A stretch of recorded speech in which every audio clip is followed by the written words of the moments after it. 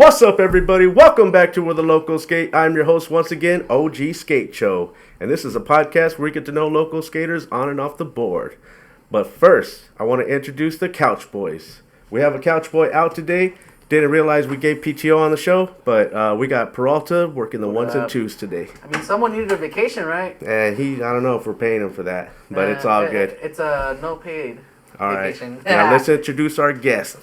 Today we have Frank Garcia in the studio. Yep. What's up, guys? How's it going? Chilling, man. Glad to have you in the house, bro. I'm glad I'm here. Thank you, guys. Hell yeah, man. First question I ask everybody is, what city are you repping? Yeah, right.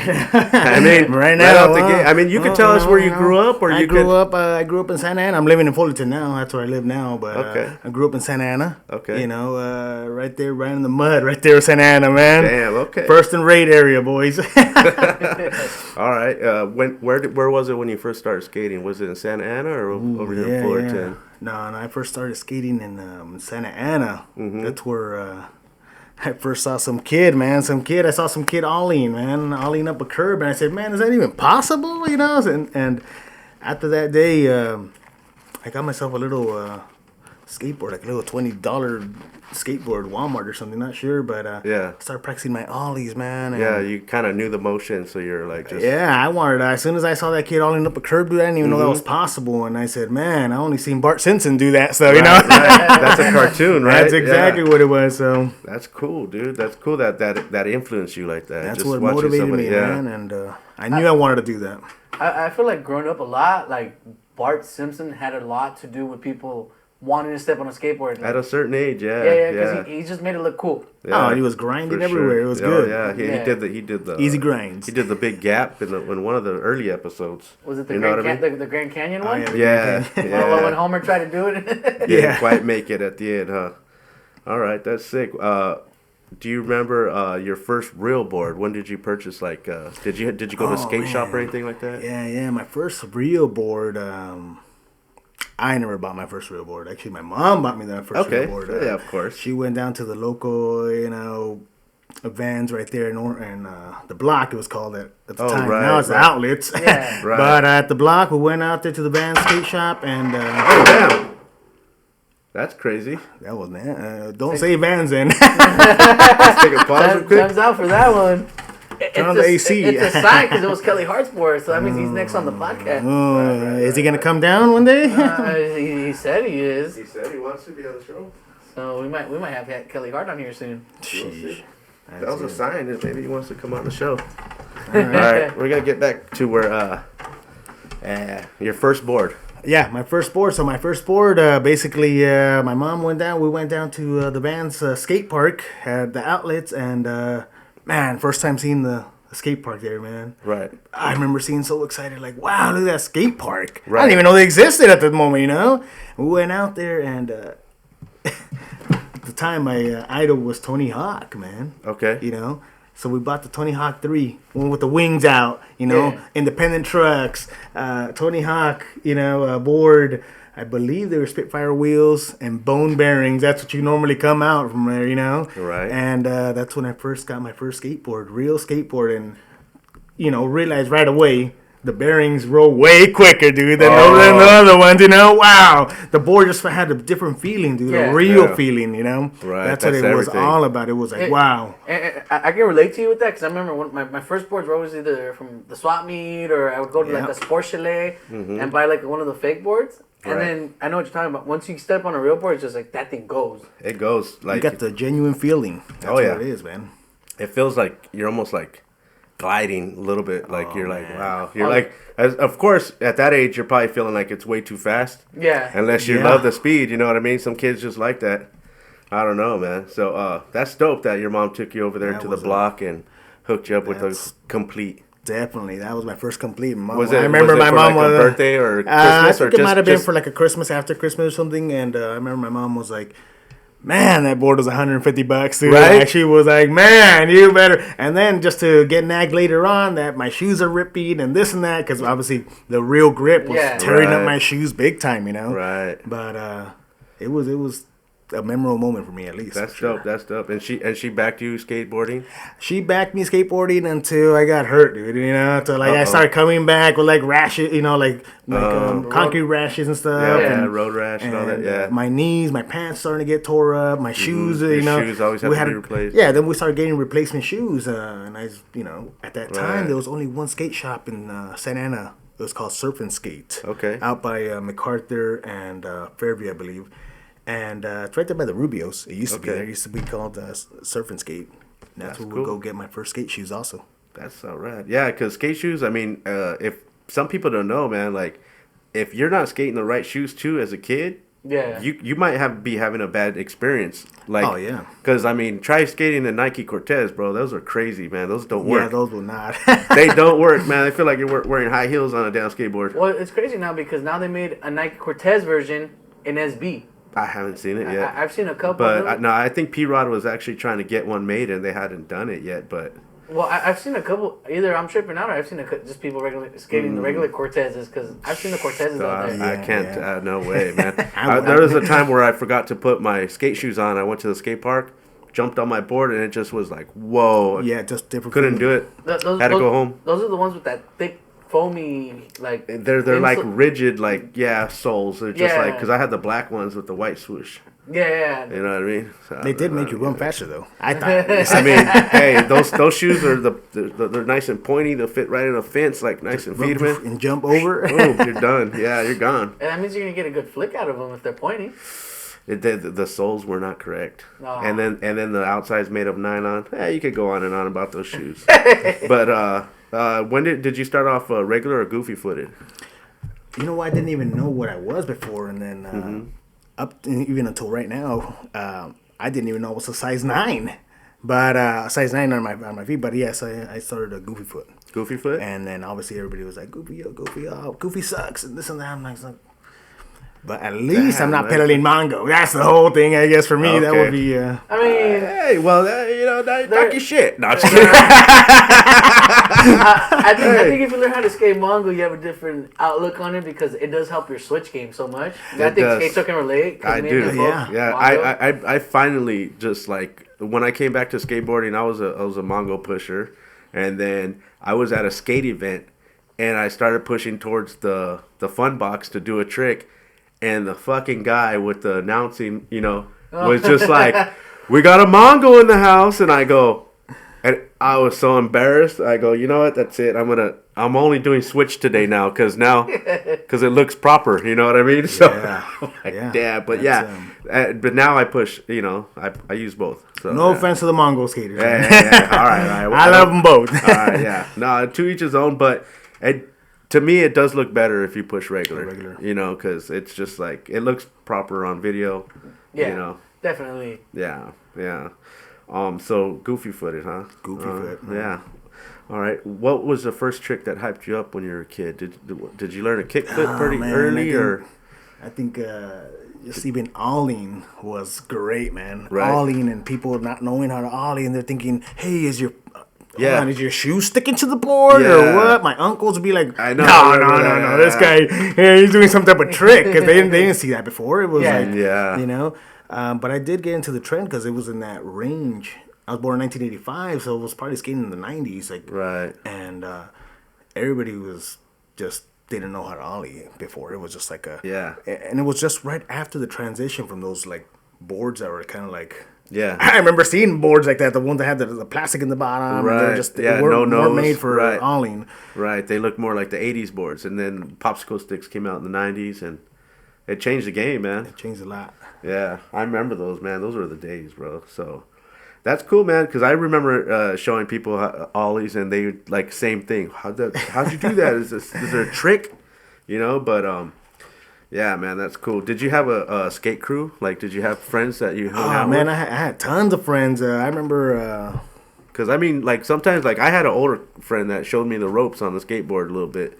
Yeah, I used to, live there with my mom there on right in Third. I don't want to say too much, but right in Third. You don't have to. And as we're there, and there was actually a church right in front of our house, and they always had a nice concrete there, man. So we would always be skateboarding there. Right. A couple of the guys I skateboard they're obviously today they're doing tattoos and stuff, but there was at least 10 or 15 of us. So That was the cool. only best part of that is everybody's kind of trying to compete with each other. Right. Oh, you did an ollie, and we're kind of learning and going to skate spots Right. and this and forward. But before there's no skate parks, so we're going to like Right. the courthouse and we're going Right. to college and stuff like that to go skate. And we're all just competing against each other and learning from each other, ollies and pop shove-its and kick flips and how you do backside flips and tray flips and switch and this and that. So it was a lot easier for me to learn. At 6 months Right. of me skateboarding, I was olling the 10 stairs at Bricktown in Fremont. Oh, So I was olling those 10 stairs up, and people were like, man, this guy's olling the 10 stairs. He's only 6 months into skating.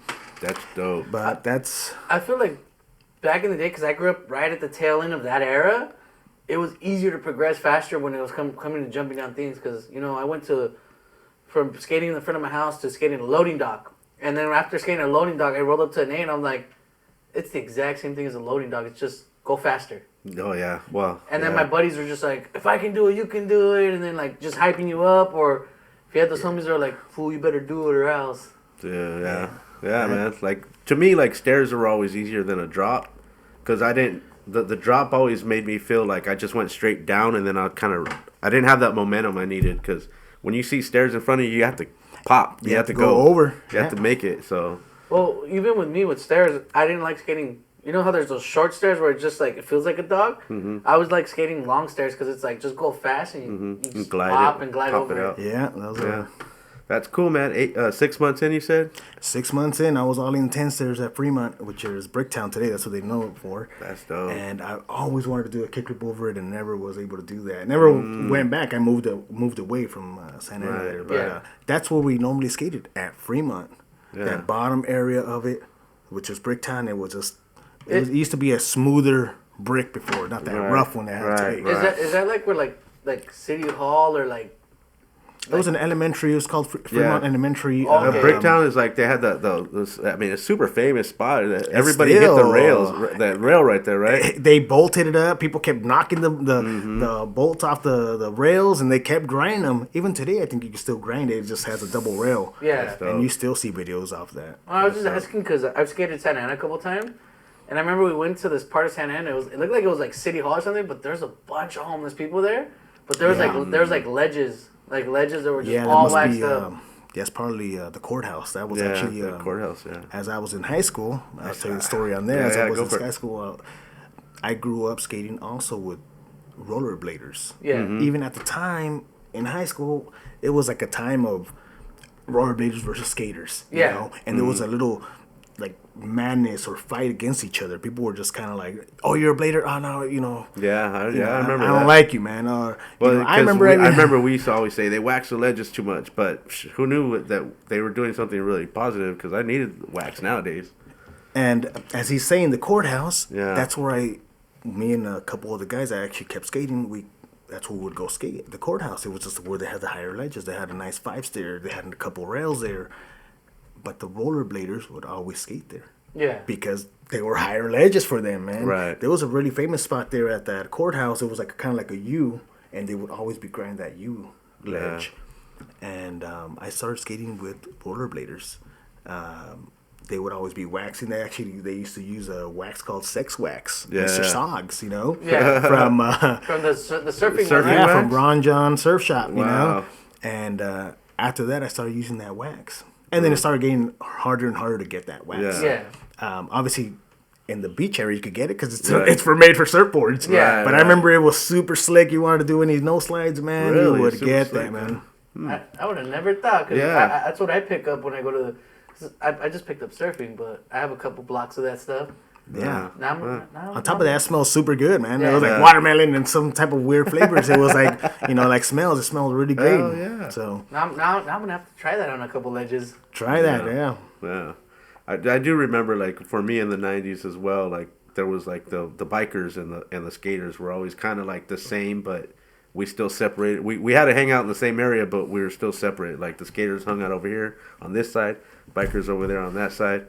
But I mean, it was pretty much like we're almost in the same category, even though there's sometimes beefs and shit, little here and there.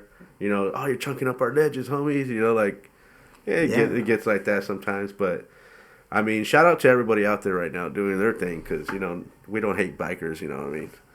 Yeah, bikers, rollerbladers, we're all there. Yeah, Even the new trend today, roller skater, roller skatings are roller skating all is back back. in skate parks. I just started skating with I skate with some homegirls. Like, you know, I said the rollerbladers, they do the roller skates, and some of the things I see them do, I'm like, yeah, I don't think I have the courage to do that. Oh yeah, backflips and shit on a damn mini ramp, and oh my god. Yeah, those stalls they make. Yep. All right. What about did you watch skate videos to hype you up or anything like that? Yeah, you know, I think the one I memorized the most out of my youth is probably Ronnie Mullen and Day One Song, dude. Great video. That's the all-time best I've seen. Is that part of the first one? The first part where they go at it, and you know, seeing Ronnie Mullen kickflip and nose manuals and this and that, and and then Day One Song doing all the benches and nose blunts and this and that. Wow. I mean, that was just like an all-time favorite for mine. That's how I grew up watching that, and I'm like, man, I want to skate some benches, man. Right. Yeah. We would go see that, then get outside and go try everything they tried. Right. That was the plan. That was the plan. Yeah, man. We used to watch like that. We used to watch like virtual reality, and I mean the amount of like just because you know you can't take it with you. You have to go to the house, put it in the VCR, watch it, play it, try to see how their feet went. Okay. All right, let's go outside and go to the skate spot, which is like 10 minutes away. Boom, boom, boom. We'll try that trick. All right, let's go try something else. Let's go see something. Watch another little clip. That was definitely what it was, man. So I know we were talking earlier, and you were saying we're a few years apart, right? But I grew up in the era too where we had the iPod shuffles. So I don't know if you were there we were maybe in the same time, but we used to go and download the skate song from that video, and we'd listen to it. So in our heads, we'd be pretending we were them skating to that song. You know that always.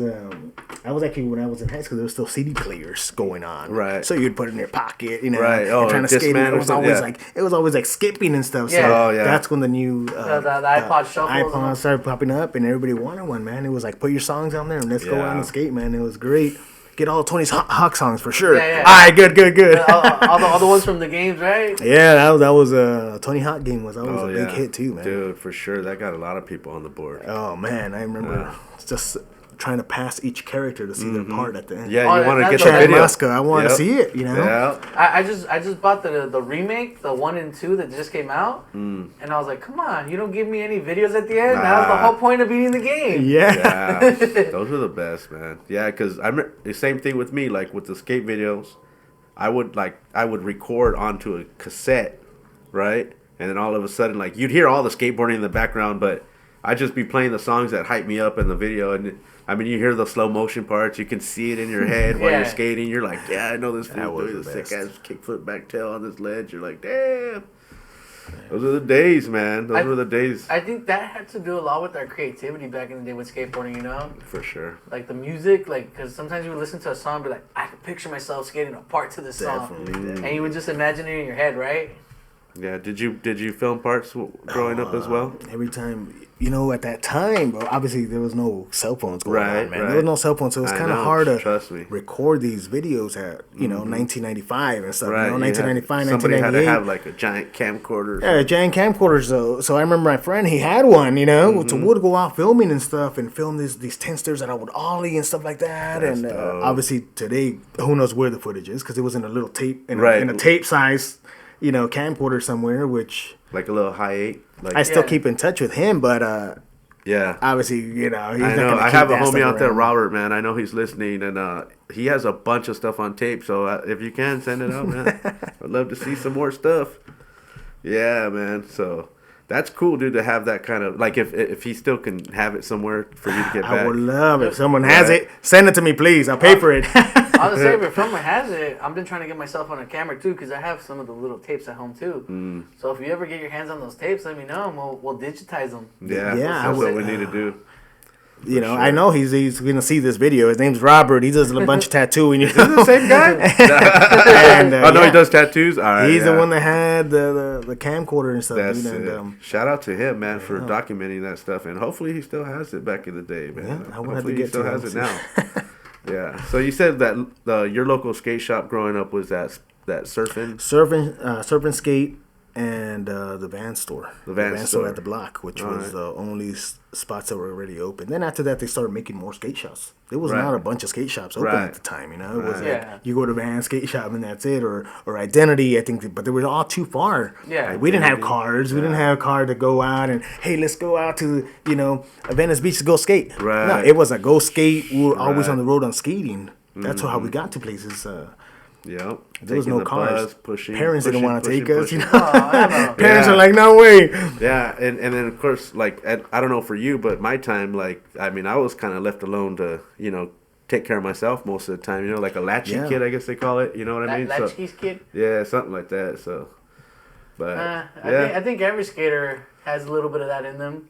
Yeah, because we're out in the streets, man. Especially when we find the love for that board. There'd be some times where I'd be like coming home so late just because I'm out skating. It's unbelievable. I was just, I got kids myself, so and you're thinking, I don't want to let them go out. How did my parents let me go out? Exactly what I'm saying. I would be back like 9 p.m. exhausted and trying to see what kind of cereal we had to eat. Right. And today's world is different. Yeah. Well, I mean, I feel like it is different. In a way, your parents notice too. That you're going out, you're coming home tired from being active instead of like, maybe they can tell when you come out from doing hoodlum stuff. Right, but that's the thing though. They don't know what we did. They were just. I mean, we came home and they're like, "Hey, cool." You do some hoodlum, you do some hoodlum stuff, but you always came home and you're just like scraped up, and they're like, at least he's doing some sort of activity, staying active, Something staying busy, I guess. Yes, yeah. I don't even think they were even thinking like that like at the time. I think they were just like, who knows? You never know. It's up there. Oh, you're home? Cool. There's dinner. All right, thank you. Pretty much it was. That's how it was for me. Yeah, spaghetti's in the fridge. Grab it. And finish it all so I don't have to put nothing away. That's why I'm fat. Damn. Yeah, man. So that's cool, man. So what about when you moved to like Fullerton? Did you have a new skate shop now that you shop at, or is it buying things online? What's going on? It's kind of finding a skate shop today is anywhere you get them online today, but find a skate shop that you really like and they actually treat you like, wow, look at, hey, how's it going, sir? Hey, what do you need? But if they're pressuring you and they're like, hey, what do you need to buy? Hurry up, order.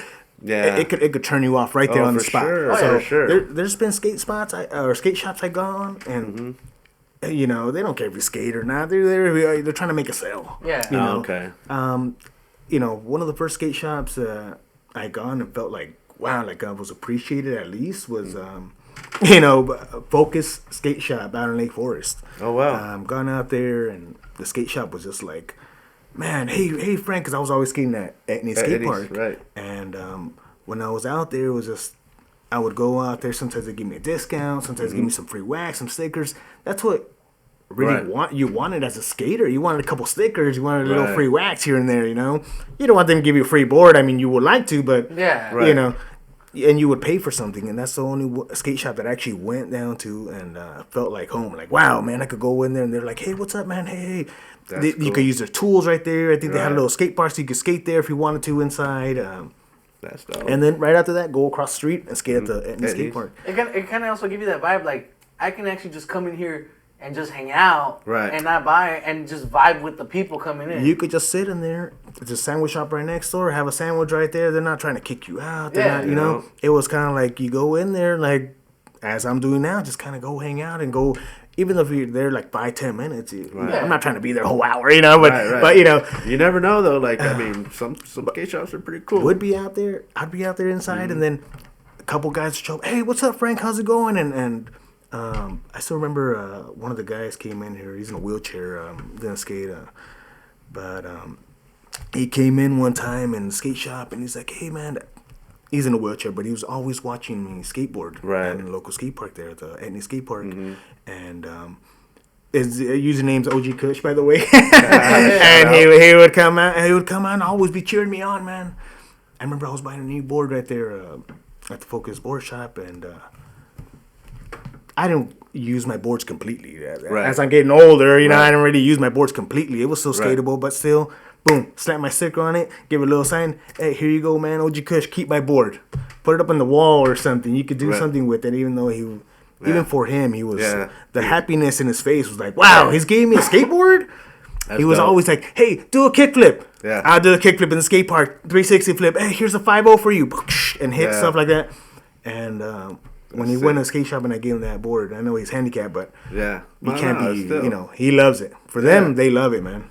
So show love to them, man. What it sounds is like you guys built up like a really cool friendship. Like you guys are like connected just over skateboarding because maybe he had the love and you had the love, and now it brings people together like that though. Yeah, he was getting joy of watching you land your tricks. Man. You know what I mean? That was every time I go to a skate park, man, any skate park, Santa Ana skate park, Etna skate park, Brea skate park today, man. It's just you meet these new people and it's like. Now it's just like, man, I almost feel like they're almost family to me. Sometimes it's their birthday and I'm like, hey, what do you need, man? Let me see what I can get you. Or, sometimes I just give them out, those deep tissue massages and stuff. And they're like, whoa, you gave me this? Yeah. Happy birthday, man. I know you skate. I know you're going to need it, man. That's about cool. it. That's cool, man. Shout out to that, man. Yeah, you mentioned Brea right now. That's been a fun park, right? Brea's been... I never gone to it right before they redid it. Really? You didn't? Oh, shit. No. I went to it just because it was a new hype of the new skateboard. Right. New skate park. So I'm like, man, they redid it. The locals there obviously say like, oh man, sometimes this could have been better. This could have been better. Yeah. The locals I missed this. I missed that. The locals really missed the grunginess of the old school park. I've been there. I remember going there since as a little kid. Mm-hmm. That skate park was always just crusty, but that's what made it that skate park because it reminded me of skating on the streets. It's kind of hesh, you know what I mean? Yeah. That's what I like to say about it. It's a little heshy, but now it's nice and smooth and pretty, and it's got I mean, I enjoy it. I mean, give it some time. The wear and tear will come in. It'll go back to being hash again. That skate park's actually got me to meeting a bunch of people. Shout out to Jeremy Ray. Yeah, that dude, shout out, good man. Stuff, and Pachinita, man. These guys send me, good vibes out there because they're always pushing me to do more tricks. Even you were in one of those clips of them when you guys were all doing tricks up the Euro Gap. I can't believe it. I was just doing my own skateboarding. I didn't know I was going to be in their clips, but. Obviously, when they're there, I try to finesse a little more. I saw not too long ago. I met even SML Aaron. From Globe and stuff. And, sick. And they're always pushing me to do stuff, and I'm like, man, I love it, man. Sometimes I could be capable of doing stuff, and sometimes I'm like, do something on the rail. I'm okay, man. I want to walk out of here, Yeah. There's a bunch of stairs I got to climb out of here. I know that feeling because sometimes after work I try going skating and people will be like, oh, I know you can do this. I'm like, I'm trying to have a chill day. Yeah. Let me get my 5 tricks in and I'm good. But those guys are always good people, man. Go skate with them. You're not trying, myself. I'm gonna be real with it. I'm not trying to be better than no one on skateboarding. Right. If you're there, I'll try to teach you a little move here and there. And, you could be better than me. I really don't care. I'm there to skate and have some fun. That's what I'm there for, man. That's what it's about, man. So, I think that's what anyone's looking for. Just a homie to hang out with and have fun skateboarding. Oh, yeah. Well, the best part is you could just show up to the park and you'll make a friend. Yeah. You know what I mean? You can just go by yourself, man. That's the best thing about skateboarding, man. For real. Yeah, last time we were there, I've taken a couple photos of people doing their kickflips and came out good. And actually, the dude was at the 20-year anniversary at the and he came and said hello to me. Yeah, some dude I met at Brea Skate. He's like, hey, I met you at Brea. I go, I know, I got a clip of you doing a kickflip. All right. And he was like, yeah, you probably did. I was because the kid skates, He's like, I don't know what it, but I remember him. So that shout out to that, man. That's cool. Oh yeah, shout out to skateboarding for real. Skateboarding is best. Yeah. Man. Honestly, that's the love I have for skateboarding. The people you meet. Mm-hmm. Definitely. Yeah. How did you start? You started going to Etnies because of that skate shop, or did you already go to Etnies and then you met that skate shop? Actually, I went down to started going to Etnies skate park. Actually, I used to work and I was living there around the area there, low pro. But I used to work there mostly there, and as I'm living there in Lake Forest, that skate park was available to me since I lived in the area. I had an address there, so you were allowed at that time to be enter into the skate park at no charge. Wow, yeah, because you're in that area code, right? Because I didn't know that skate park worked like that. Yeah. So if you're like a local. Okay. Yeah. It sounds kind of like a. Yeah, because it's usually a fee. It sounds like a South Fontana skate park. Yeah, if you're a local, you could go right in. Today, they have changed the rules over time, obviously. Now, I think the last time I was there, everybody pays. Even if you're a resident, you just got a lower price if you're a resident. Residents get like the resident fee, and then out-of-towners get the out-of-towner fee. Yeah, so since I was a resident still, even not too long ago here, about like 5 years ago, by the way, it was like $100 for the full year. That's not too bad. But for me, it was $100 for me to train. That's what I thought about it. Yeah. It was people were complaining, $100, to go skate. For me, it was. It's like a gym membership. Yeah, because I came from just skating in the streets, dude. This skate park was one of the top never skate skated parks. It, man. and I heard it's got everything you need. I learned how to go transition a little bit there and all this stuff. And met so many pros there also. Mm-hmm. It was just. That's where I met Kelly Hart there, by the way, too. Oh, shout out. Yeah, they were all skating there because obviously the Soul Tech is right up the hill there. Oh, okay. So Ronnie Krager there and all the guys there. So shout out to him, man, because another spot, Fullerton Underground, right? Fullerton Underground has been a blessing to me after, I moved here to Fullerton. Mm-hmm. It was like, I don't know this area, man. Right. Where do you go skate here? Right. And I would pass by. There's a McDonald's right there by you. Yeah. So I would pass by, see this empty parking lot, see a whole bunch of skateboarders, and going there was different. It was just who is this or who's that, and why this guy's grinding curbs and this and that. Slowly, you start making friends there, and. Now I go skate there and everybody's like, "Hey man, what's up, man? How's it going, man?" And I get recognized mostly everywhere. And it's not that I'm popular looking. Right. No, I'm not too much to look at, but it's just everywhere I go, "Hey man, it's Frank, man. What's up, man? Hey." Hell yeah. Just be friendly at skate parks and stuff, yeah, dude. Exactly. People appreciate it, man. That's the way it is, man. Yeah, just show people respect that you want respect. The same thing. What goes around comes around. I mean, that's one thing that always works. If you show someone the respect you want back, you're always going to vibe with that one. Right, yeah. Definitely. That's dope, because it's been a lot of fun skating there, because I'm sure I skated there with you at Fullerton. Yeah. And then, sometimes even Jeremy Ray, Jonas, back in the day, R.I.P., he would show up, and then, of course, Ronnie Krager and there's another dude also that does all the, managing for, I can't remember what his name is for the second, but... Yeah, I seen Bill Gunn Gary there one day, and I didn't even know that was him. You know what I mean? And he, I'm like, oh shit, I met him before.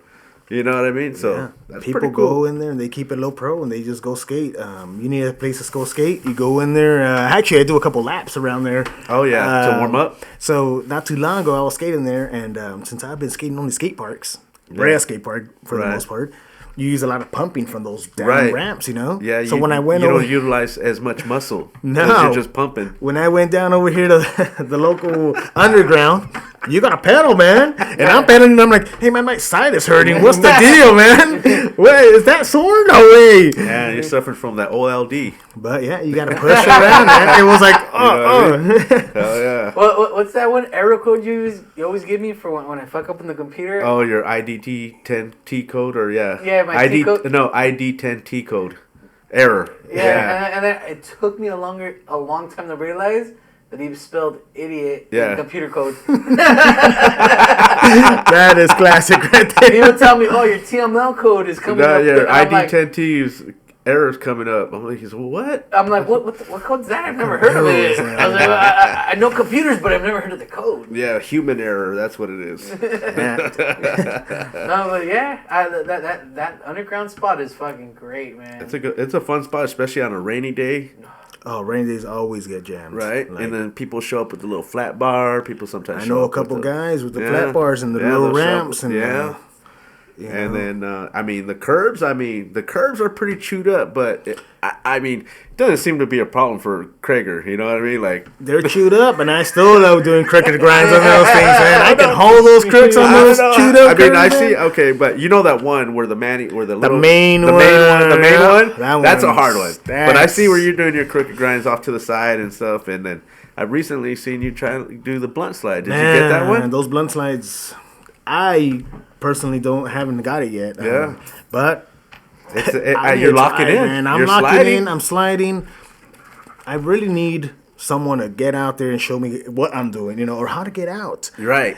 The sliding, getting on there, then not too bad. Right. The jumping out of the It's almost curb. like a little bit of an ollie out of it. You know what I mean? Well, I could say what helped me was I learned them on parking blocks. Right. Because a parking block has a little angle on it. Yeah, so it has a little angle where it lets you teeter over to learn how to ollie. So you kind of just land. You can learn right here on this parking block here if you want. Yeah, we'll lower it down. We'll take it off the bricks. Take it off the bricks. You just slappy right into it, and you slide across, and then you kind of just roll over the side, and then pretty soon you start learning how to turn your head, turn your hips, and then boom, you'll just pop out. I would love to get this blunt slide down. Man, I seen one guy.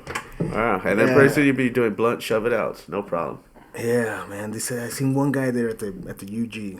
This guy slides, man. He's holding that slide all the way down, and then he jumps out, dude. Like pop out, like like whoa, dude. I want that, Blunts were always one of my favorite tricks to learn, man. Because come on, I'm a stoner over here. I like, I don't smoke blunts anymore, but man, I just love them, man.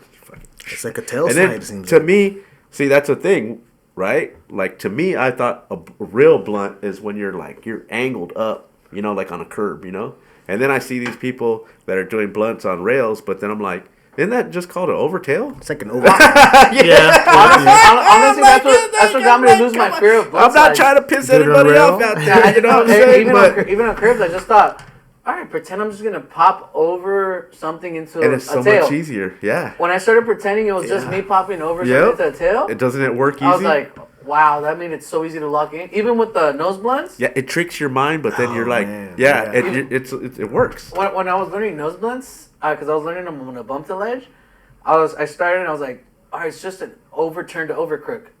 That's all it is. I would try to lock into nose grind, and then slowly, every try I would slowly turn it over more.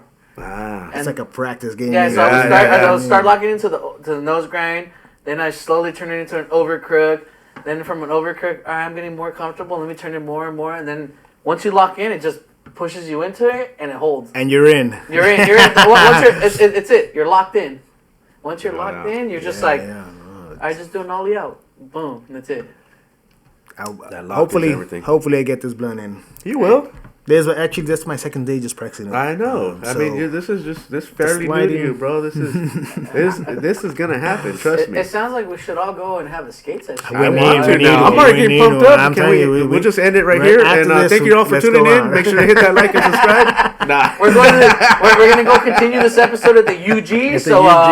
Come and hang out. Yes, sir, man. But dude, blunts are fun. I'm glad that you're actually putting the effort to learn them because you're gonna be stoked when you land that shit. When I get it, I'm gonna get a slow motion one. Oh yeah. We'll blast it all over the Instagram. Yeah, there we go. We'll be like, hey, check out the homie getting down, Frank. Yeah, blood. Hell yeah. Now I do want to also bring up because we're talking about how cool skateboarders are and everything. Old Man Skate Crew, right? Old Man Skate Crew, man. Old Man Skate Crew's. Woo! A bunch of older guys, man. Shout out to them. What? They sent us a package. Respect for them, dude. They're out there skating, dude. Yeah. I'm like 37 years old. Right. I'm old man now. Old Man Skate Crew. Anyways, the point is, man, they're out there and they're out there ripping, man, in the pools, man. I'm not gonna cap these guys. I'm scared of the pool still. You know, I'm sure you've seen me roll into these bowls and stuff, and it's I always wanted to roll in. Yeah, I went to a deep bowl one time, and I wasn't even getting close to hitting tiles. So no, man, you know what I mean. I was like, no, I want to go over the cake. You know how they call it the cake? That would be dope. But the cake is I don't think I got it. I don't think I got it. It's it's a different it's different animal from street skateboarding. I come from street skateboarding all day long. Yeah. So when I started doing these transitions, back even in any skate park, trying to learn all this, right. Now I put my new skills back into it over here at Brea. Right. Do you get in the bowl at Brea? I get in the bowl, do a little bit here and there, but I haven't been able to get a 50-50 axle stall at all, man. Dude, that transition is so insane. It's just like a little bit overbraided everywhere. It is weird. So a guy was telling me, "Do you really want to learn transition? We need to take you out to Bellflower." Bellflower skate park, right there by the riverbed. It's got a really mellow little bowl, dude. I know which one. I know what you're talking about. There's no shade. It's like in an no shade at all. It's like an island. It's like you have to park. You have to park and then walk exactly right to like a desert area. Yeah, it's like they just put skaters in the middle of the fucking sewer, bro. Like that's what made it so good. That bowl, dude. You know. Yeah. I actually went there one day.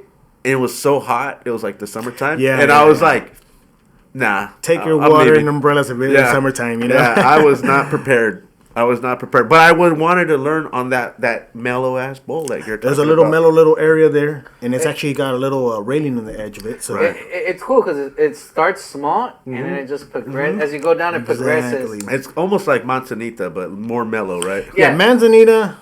Oh, dude, that thing will tear you up, dude. Doesn't matter if it's on that small little area. Dude, one wrong. Okay, I'm glad it wasn't just me then. It would throw you. It'll spit you out, dude. I was like, how am I not? Am I a little bitch? I can't skate this thing. I go like this. Thank you, Chino. I spent my 20s learning how to skate transition there, but I got wrecked. I remember hanging up just in the small bowl, and after slamming from getting hung up, I'd be like, I can't skate for a month. No, those bowl hits. Oh man, you better watch out. But Bellflower, that's where I started. A guy took me out there. His name's Jeremy Fox, by the way. Okay. And he took me out there, and that's where I started learning. And that's when I met also old lady skater. Old lady skater. She's older too. Okay. Shout out to her. She's out there teaching me how to do axle stalls, 50 axle stalls, dude, and. That's where I also attempted to ollie into over the coping down into it. Oh, no way. So that's where I learned how to ollie down into the coping. Wow. So like you come off the flat flat over the coping and into the right in. Hey, you got so some balls that right there, I always seen skaters do it. It is not easy. No, I'm telling you, you got some balls for that. Trust. You ollie over. Oh, you better be ready to take that speed down right. You know, and that's why I first started learning how to do it in that little metal area. That's cool. Honestly, like I said, I give you props for that because my couch brother, Listo, who ain't here today. Hello, Listo. But yeah, he always does that. Like, I always see him, he just rolls off the flat and just whoop, all these into it. I'm like, yeah, he's done it on the mini ramp in the backyard. I'm like, okay. It is something. Yeah. But if you get that ollie, you get that. You have to know that angle. You have to know that angle. You have to know, like you said, that speed that you're going to catch when you come in, and you just got to be ready for it. Every time you go to a skate park now, if you try to do that, you ever see anybody like pop in like 180 or backside, frontside 180? You're like, man, that's a different beast right there. I seen people do like a kickflip in and stuff, dude, and those are nasty, dude. But I haven't attempted that yet. He said yet, everybody. Kickflips in, dude. There's a ticket if you want to be like, whoa, look at what this guy just did, dude. Like, whoa. Kickflip in, even an ollie in is like, whoa. I was at the skate park at Manzanita and I did that ollie into that lower end. I would just love to just like do a little roll, like a nollie bonk, pop in. Oh, that's still difficult, dude. That I would think would look cool, but I'm not saying I'm gonna try it. But, that nollie little. Yeah, like a little. Oh, did your back truck gets hung? Oh, that's over. So that's what I'm saying. Getting hung up. Hung up is the worst. That's like the worst fail in transition skateboarding. It's just catching that truck. Till this day, I have not got hung up yet. You're lucky, man, because I was like a big like rolling into a pool, and then one day I got the back truck hung up like over there at La Habra, and I mean on video that pool looks pretty fucking small, but. That drop was no joke. I was like ribs, out of breath. I'm like, You know, like, fuck, dude, like, everybody's like, are you okay? Because, you know, all the little kids are looking at me, you know, like, are you all right in there? I'm like, yeah, I'm fine. Dude, when I don't know if you were there that day, but when I was learning the tray flip in the bowl, tray flip to fakie. Oh, yeah, I was there. On one of them, I hung up and I fucking stabbed myself in the ribs. With your own arm. Yeah. Well, yeah, with my own arm. I came back, caught myself, and somehow went like this, and I was like, So sick. I was this close to giving up. Man, you got it, though. I think I filmed it, actually. Yeah, I think I did with the GoPro. Well, I think you filmed the second one, and then Julian filmed the first one. Ah, okay. Because I remember he threw me a bottle full of whiskey after I landed it. He's like, celebration. And I was like, you're talking about the LP one. No. I got that one, too. Yeah, I got that one also, yeah. The scariest bowl I rolled into was that Braille, dude. Mm-hmm. The Braille bowl. The new one or the old one? The new one, dude. Yeah, it's deep. Yeah. Not on the deep end where the pool coping is, but just on the regular side. You rolled into that? Still gets old man skate crew like, holy dude. Yeah. What? You just roll in like, man, dude. Either way, some of the guys just roll in like nothing, dude. So I'm not gonna say it's like wow, but it is sketchy. As soon as you roll in there, dude. The first day he took me there, I rode it and I was like, dude, I can't ride this. It's a nasty bowl. Yeah. And a lot of skaters skate really good in there, man. Yeah. Mm-hmm. Yeah. That just tells me how Tanner. good they are. They're really good, man. Tanner rips it, dude. Hell yeah. But I want to do a special shout out to that old man skate crew because they're always reposting anytime you tag them in there. You know, do you know the actually guy that runs the account and everything? His name's Tim, and he. As a matter of fact, one day he's just like, man, hey. So do you know Curb Daddy as well? I know Curb Daddy too. He told me one day, hey. Don't call me Curb Daddy, dude. That's my girl calls me Curb Daddy, bro. Right. And I said to him, well, why is your Instagram Curb Daddy, bro? Come on. I know. Kyle Dunbar. Come on, let's get it. Yeah, he. You know what? The battery died on this. Yeah, I was gonna let it flow into it. Okay, that's fine. Kyle, you know, I met Kyle through another guy, and once I met Kyle, it was great, dude. It was we just hit it off. It was like, hey, what's up? Hey, let's go hit this bowl. And he skates more bowls and transition stuff like that. That's cool. He does a little bit skating, street skating. Have I seen him do a kickflip? I have, but I mean it's kind of rare occasion. You know, he does like flip tricks and stuff. Right. But for the most part, we went out there. He took me out there with one of my friends out there to Alex Road Skate Park out there. And from there we went to Encinita Skate Park, and it was just one of those cool skate sessions where he picked me up at 4 in the morning. Let's go out all the way out there by San Diego area and just dedicate a day for skateboarding. And we went out there. Yeah, those are always the best skate sessions. Mm-hmm. You know, we went out there and it was just great, dude. We were the skate park out there was just different. Then we went to Encinita. And they bought me some carne asada fries. Shout out. Carne asada fries we did, man. Those were good. Yeah. And then the day was over, dude. The drive back, I fell asleep in the car, dude. I was just like, just went to sleep, dude. And I woke up, but, they took me back home and stuff. It was a great skate day, man, that day. That's dope. So, shout out to them, man. Sounds like any San Diego trip for a passenger. I mean, it was great, dude. It was great. That was a bowl that I was talking about that I couldn't hit the tile was at Encinitas Park. Encinita one is nasty too, man. Because they have two bowls, right? Remember? Yeah, two separate ones. Yeah, and that was one where the Tanner was there that day too, killing it. Like that was a day when they put Sean Sheffy back on Plan B. We went out there because they were surprising him with a brand new board. He actually gave me that skateboard out of his own hands. This one here? Yeah, the Sean Sheffy one. Yeah, and he signed it for me, man. He's like, man, it's beautiful. Dude, you got the signature there. You got the bling there. You got the bling on this one. Beautiful decks, by the way. Sean Sheffy for that, man. Hell yeah. Man, that is great. Yeah, that was a good day. A pro skater gives you something, dude, try to keep it. He was my first pro board I ever bought, a Sean Sheffy board. So when I told him that, he goes, "Oh, here, have this one." I go, "You're kidding?" I'm like, "You're kidding, right?" He goes, You're blown away, boom. I was like, "Oh, will you sign it?" He goes, "Yeah, I'll sign it for." I was like, "Dude, I was the happiest dude and shit, like it was rad, man." It must have been the greatest feeling, dude. Tell me about it. Want to take a break? Yeah. Get that camera back on? Yeah. All right, break time. Let's take a break real quick. All right, now we're back again. Yeah, dude, that's so dope. So you brought up How did you meet Ronnie Krieger?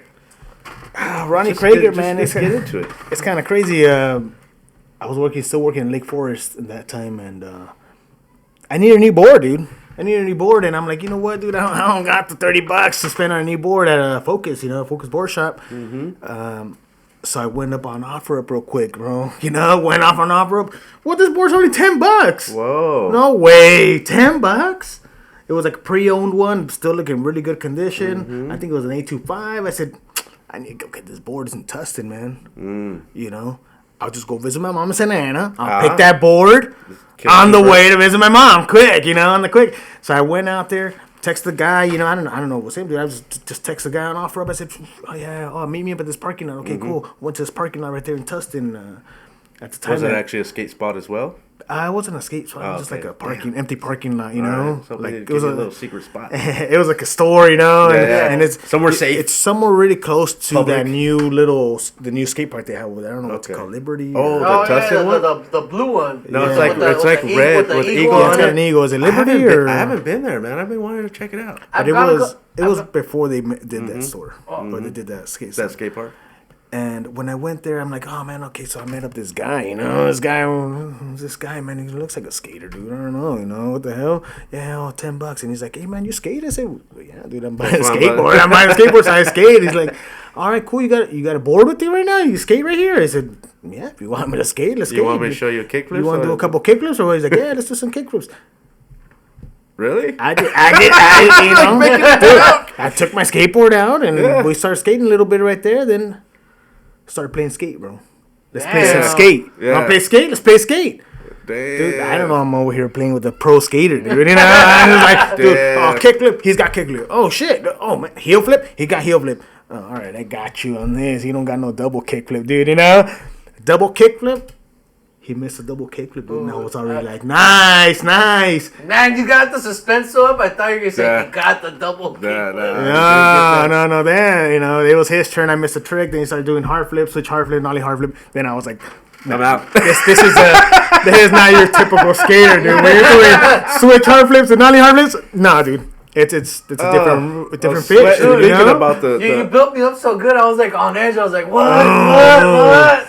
Yeah, but so he got intrigued with the double kick flips and the fakey double kick flips I was doing and stuff like that. And obviously, I see my tricks and I'm like, it's the regular trick. But some people see that style I got when I do a kick flip or trick. It's like, boom, I landed pretty smooth. Yeah. And he liked it. He's like, man. By the way, I'm Ronnie Krieger, dude. I'm like, Ronnie Krieger, where I hear that name, dude? Oh, hold on, this guy from Blind, bro. Blind. Back in the day, Blind was a big company, dude. Sure. The skull with the hoodie over his head. It was pretty big classic, skateboarding. And we met up right there. And he's like, "Let's go skate over here." At that time, you still had to pay for at Van Skate Park to get in. Yeah, since he's a pro skater, dude, he could get in. He could get in. A couple people in, dude. Yeah. So we started skating at Van Skate Park with him and his friend Frog, and his brother. His name is Caleb. And we would all go skate there, dude. And we're just like the pro skaters skating there, dude. We're like the cool people skating at the Van Skate Park with no headgear or nothing, dude. It was just like, let's go skate. I was, all in the nines there at the time. No sign that hubba down there. Yeah. Doing crew grinds over there and this and that. And we just headed off to skateboarding, dude. And ever since that day, we just been clicking up sometimes once in a while, dude. I was just in Brea not too long ago. He's there. And I'm like, hey, what's up, Ronnie? He's like, damn, dude, you're still... Hey, what's up, man? It was just like old friends that we met up back and forth, dude. Without even thinking about it, we bumped up again. It's like, whoa, what's up, man? But Ronnie Krieger, man, get in here. Shout out to Ronnie Krieger. Get Ronnie Krieger in here, man. Yeah. Get him on the show. If Ronnie Krieger's watching, come on the show. Hey, tell us your Frank story. How he met in the parking lot. Little OfferUp. Hell yeah. Definitely. That's badass. So, that's a cool what are story. the odds to meet a pro off of OfferUp? Yeah, dude, selling a $10 skateboard because obviously he's got tons, Yeah. Right. And him for make the drive just for $10. I think he was just living around the area there. But, right. Yeah, if I was selling like golf clothes back in the day, I'm not going far. You got to come see me, It was like a blank board, dude. It wasn't like a, nothing. No graphic. No graphic, nothing like special, but it was like. It's almost like still a pretty you're like, board, if it had a graphic on it, now I can't even skate it. You got another one? You know what I mean? Like, no, over time he gave me a couple things. He gave me some shoes and stuff. That's rad. A bunch of stickers and. I still have one of his skateboards. Ronnie Krager one is not new. It's a pre-owned one. It looks like he used to skate. Yeah. Where he's like no sliding some type of down ledge or like a bunch of stairs, you know. And he signed it and I put it away, you know. It's like that's my skateboarder, you know. When I met, that's your collectible. That's when I met him, dude. I'm like, man, dude. I met, you know, plenty of pro skaters, but. Yeah. To tell you the truth, some of the pro skaters are, you know, they're not in a good mood, bro. That's for sure, you know. Not all of them, you know. Some of them are hyped up. They'll be like, hey, what's up, dude? But if you're bothering them, like, you know, I met up with Andrew Reynolds one time at Vans, and he was kind of like, okay, dude, yeah, what do you need? Okay, get out of here, dude. You know, go away. And it's kind of like, it's like he's kind of like, I just want to skate. Yeah, like he's in a hoodie trying to hide from people, stuff like that. Like, yeah. I mean, luckily, my encounters with Andrew has been pretty cool. I mean, I've always told like younger kids, like, because I used to do skate schools and stuff.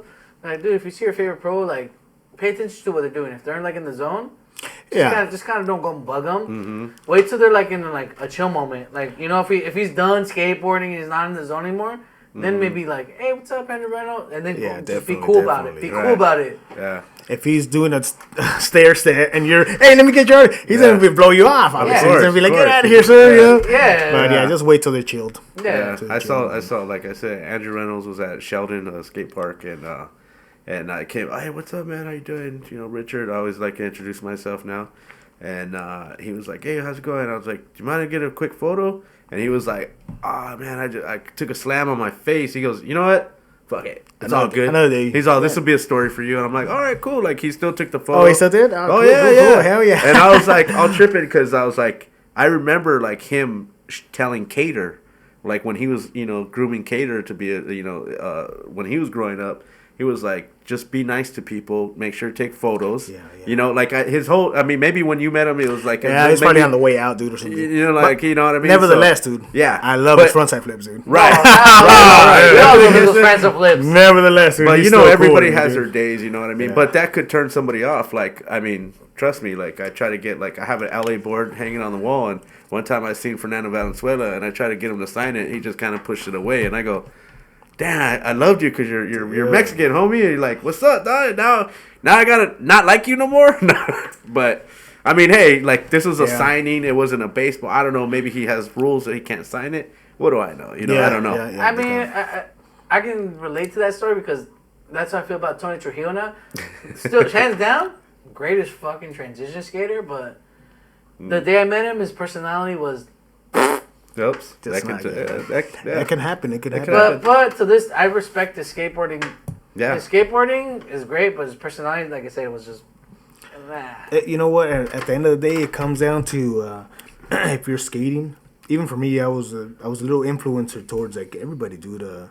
Even smaller kids. I started teaching a couple of the kids. Well, I'm saying kids. Yeah. You know, since I was like about I'm gonna say 32 in that range, I was trying to teach these teenage kids like around, I don't know, 17, 18, maybe even, 16, 17, 18 age, skaters, males only, by the way, trying to teach them how to skate. But at the same time, it wasn't just teaching them how to skate, dude. It was, I knew what was coming up for them, dude. Yeah. It was like, what's up for next for them is drugs and partying and hanging out and all that stuff. And I was trying to, my project was, in my brain was, I'm going to teach these kids to stay with their, skateboarding, finish your school, dude.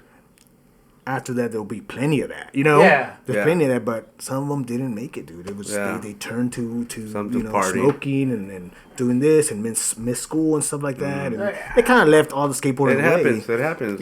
It's crazy because I know how you feel with that because I've had some younger friends I've taught to skate. I've mentored them. I'm glad because some went towards like weight training, but a lot of them went towards partying and and you kind of just look at it and be like, I wish you hadn't done that. I tried to do my best. And they had like a lot of talent as well. You know what I mean? Some of these young skaters had real good talent, dude. Hard flips, first try, stuff like that. And just to throw it away to this other life, Sometimes it can happen. But I look at it like this. In a way, they might look at it. They might go do their thing now, but in a few years. They'll be back. It always happens. It always happens. You once you start skateboarding, you can't stop skateboarding. They will be back, dude. Yes. Sometimes even through my bad times, dude. I would vent towards skateboarding and go skate instead. Right. And it was just like a It's like a clear stress relief. brain Yeah. kind of thing, and you always felt good about it, dude. Yeah. You're You came moving home your body either positive.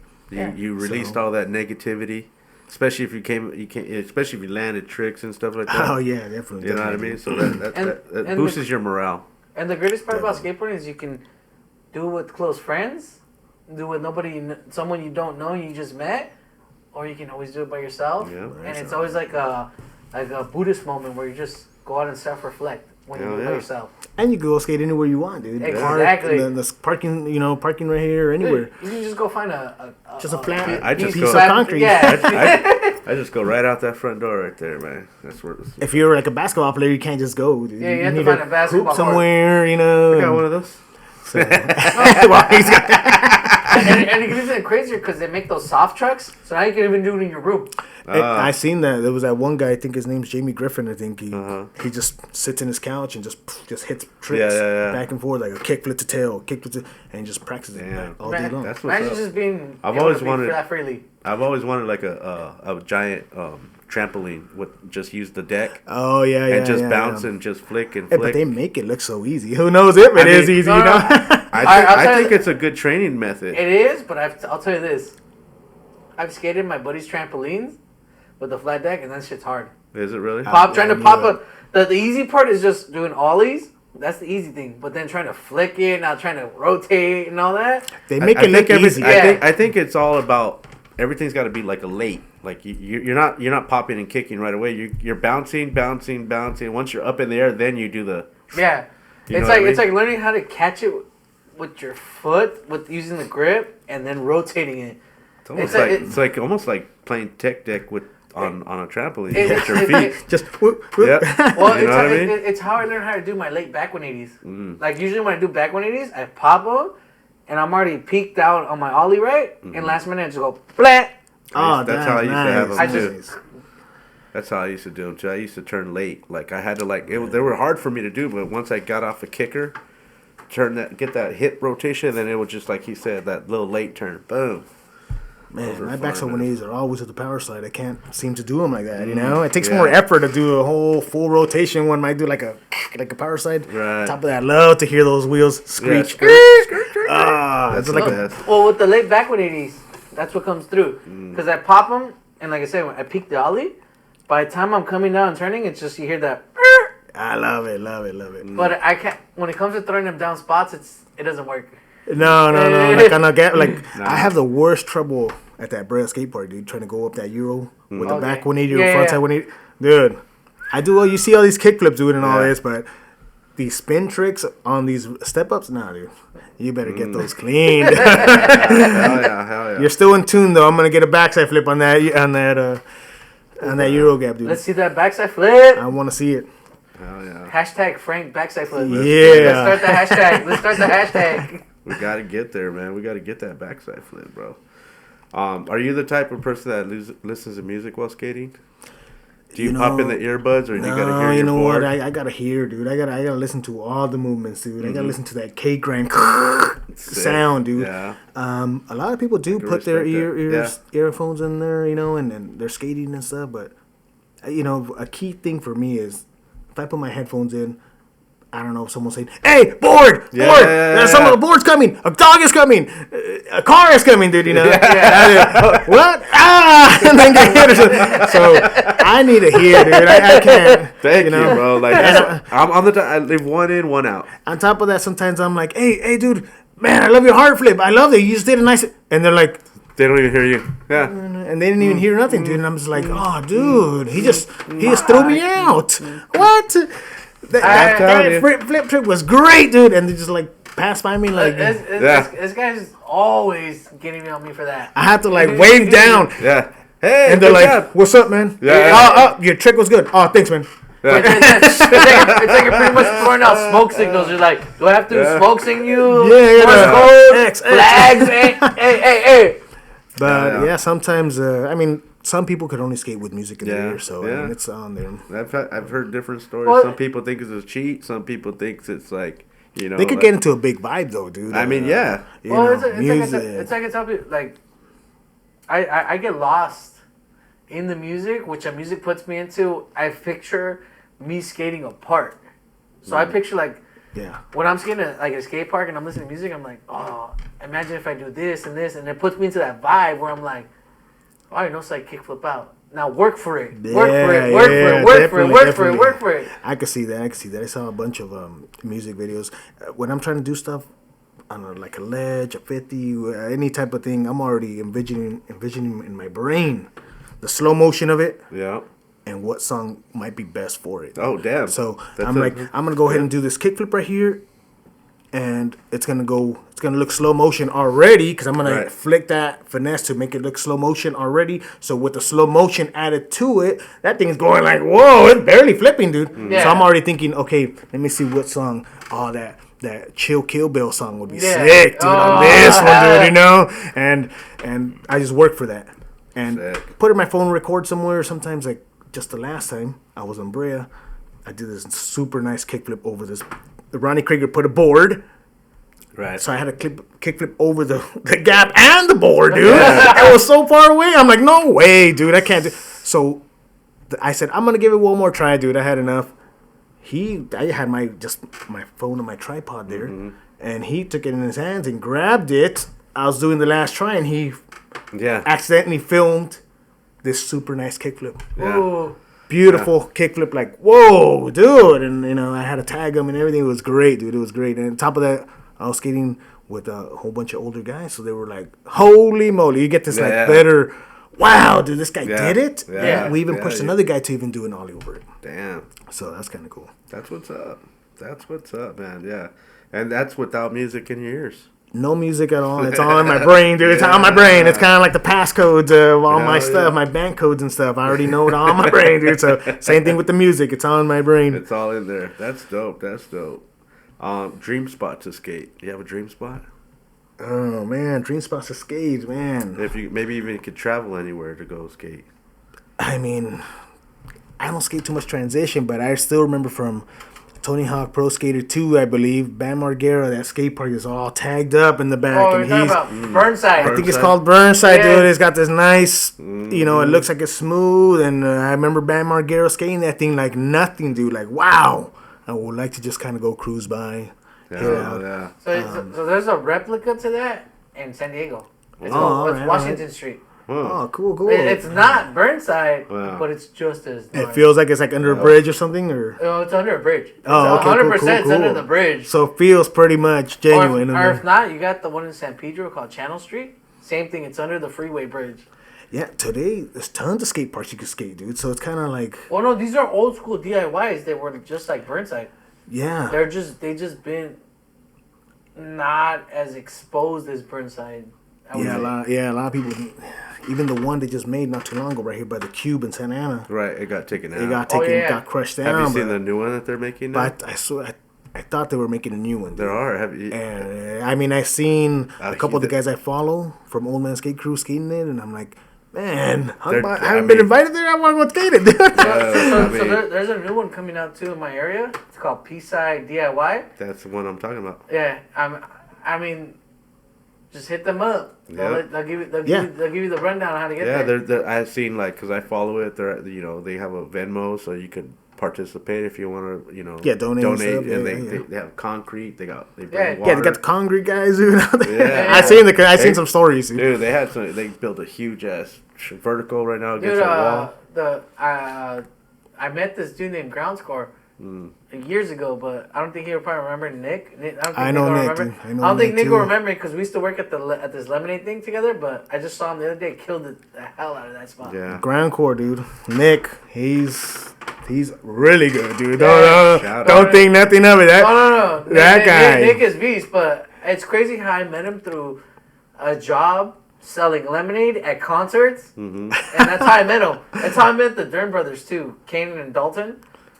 But dude, Groundcore, like I follow him and the homie Yoda, like they're all from Florida and stuff. They get down, dude. Yeah, I follow him, see his story all the time, dude. He's beast. He just did like a fat like air out tail slap on that. On that new spot, huh? Yeah. Yeah, I saw that. Yeah. I saw it. Yeah, man. That's so dope. I love those DIY spots because they're not they're not. To me, those are more street than a skate park, obviously. But Definitely. even though they're making them nice and smooth, I mean, just the ruggedness of it. You know what I mean? No, and it's done by skaters. Dude. Right. Like, That's true. Okay, yeah, they make so many skate parks everywhere. Right. Cookie cutter. What's crazy is that the Urban Skate Project's backing it up too. Urban Skate Project, and then I got a couple of the homies, Sebas and the homie Robbie backing it up.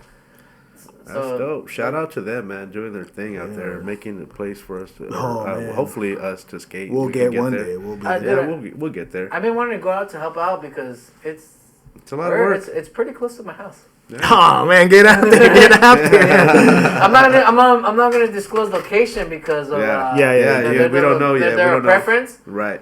But yeah. Stay tuned, everybody. Yeah. Stay tuned. That's all I can say, man. That's all I'll say. It's like I know exactly where it's at. All right. Perfect.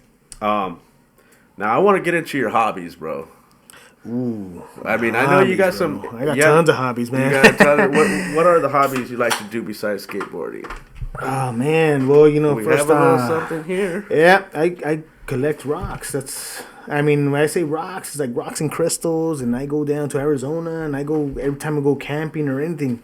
Yeah, you're hunting. I'm out, dude. I'm out hunting, dude, because there's a lot of people that go up to the mountains and stuff and probably don't even realize what they just walk past by. And but I did talk to a couple guys that do all that mountain stuff, and they just want to leave nature alone, by the way, too. Some people, yeah. But there are national parks that you can't take stuff, Right. So kind of respect that at the same time. But that is true. If you go out to the desert and stuff where it's free to grab and you see stuff, dude, get something. This rock actually here, I'm going to give it to OG Skate Show here, but damn, that's a beautiful actually one. came down from, I actually got it from the desert in Arizona. That's a dope one, man. Myself, I actually go out there. I go down to the mountain stuff anywhere I go, and I try to look for stuff. So anytime I'm taking the kids, I'm a family man too, so I got my hobbies from my kids to even getting some rocks, dude. So, but when it's not rocks, I'm trying to collect like diamonds, gold, silver, dude, stuff like that. And just collecting. That's why we can't tell people where you live, man. You got too much. I have too much stuff, dude. I think I got invested in rocks. I don't know, over $2,000, dude, just in super cool crystals that I go collect and stuff. And I see it as an investment for later on. I just collect them for myself. Right. Well, I mean, they say that natural resources are the greatest investment, right? Right. Well, they should be. Right in Arizona, it's called Quartzsite, by the way. Mm-hmm.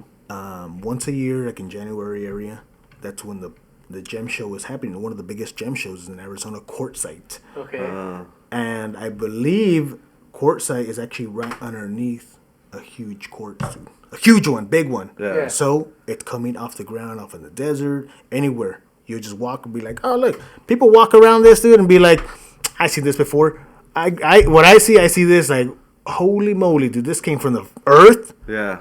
Well, it's like... Do you know the name of that? That's just the quartz, dude. It's quartz, rock quartz, okay. Yeah. It's like everyone has different perspectives because you get into your hobbies, right? When you get into your hobby, you learn everything about it, right? Definitely. It's like me, I'm kind of into anime, and I learned everything in anime. Like, the other day I saw him printing some anime shit, and I'm just like, dude. I sent him a whole fucking paragraph. Yeah. And then he's like, you know this? And I was like, here. Send him a picture. And then it's like, you with rocks, crystals. Oh, definitely. It's like you're a geologist. Yeah, pretty I guess much. that You're not even pretty much a geologist. You're a geologist without even knowing it. Yeah. Definitely. Yeah, like you said, somebody could just walk right past that, not knowing that. I don't know if it's valuable to you or if it's valuable to everybody. But I mean, to each his own, right? I mean, but try to find something like this out here, dude. No way. No, it's not gonna happen. Well, the Earth is not gonna make that. Even the homie Dino on the last episode, he broke it down too. How many minerals and vitamins that grow on that, and you can imagine a plant grows on it. It sucks up all those minerals and vitamins out of it, right? Oh, definitely. So yeah, that's one of my hobbies: getting some rocks and crystals. Finding them out in the wild is a little more challenging. Right. I purchased some of mine. So, but for the next episode, I'll bring a big one for you guys, a really nice one. But I collect tons of stuff from my gold chain. This is definitely an investment, So we were just talking about that earlier too. I skate with my jewelry sometimes. my diamonds, dude. I have a superstition on my diamonds on my ears here. If I don't have them on, dude, I'm probably gonna get hurt or something. So I put them on every time. As you know, we go out skateboarding. It's your balance. It's my balance to skate, dude. That's dope. And I haven't got hurt since. That's dope. So I keep that in my mentality in my head. You know, boom. You know, maybe not my goal. I don't skate my goal too much, because sometimes this one doesn't really. In the face when you're jumping up too. Yeah, this one doesn't really do nothing for me, but.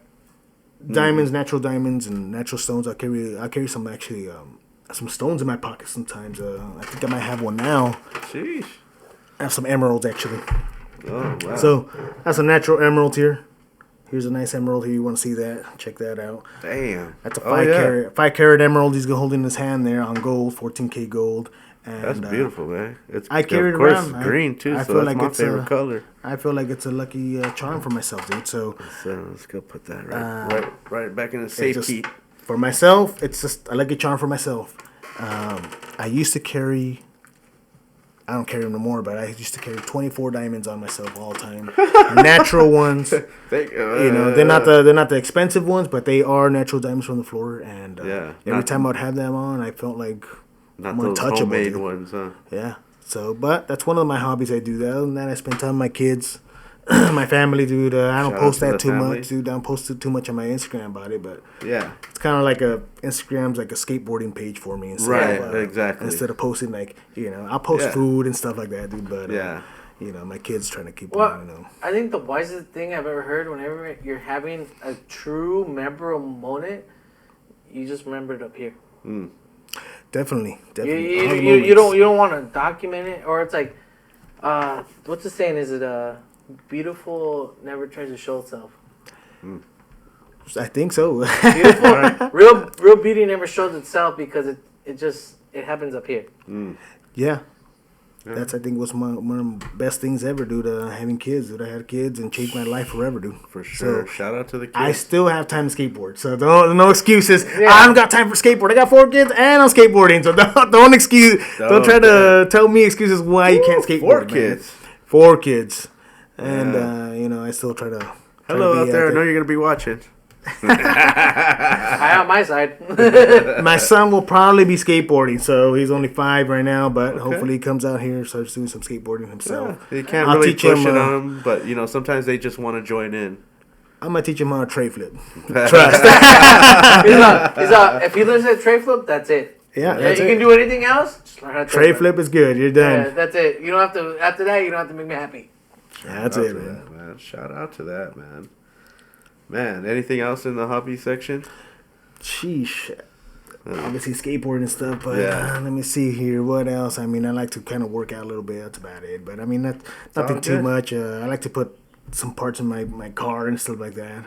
I fix my own cars, so I don't take them down to the local shop or anything. That's cool. Are you into cars like you have a dream car that you're fixing up? Or? I'm driving my dream car now, dude. I'm driving my dream car right now, man.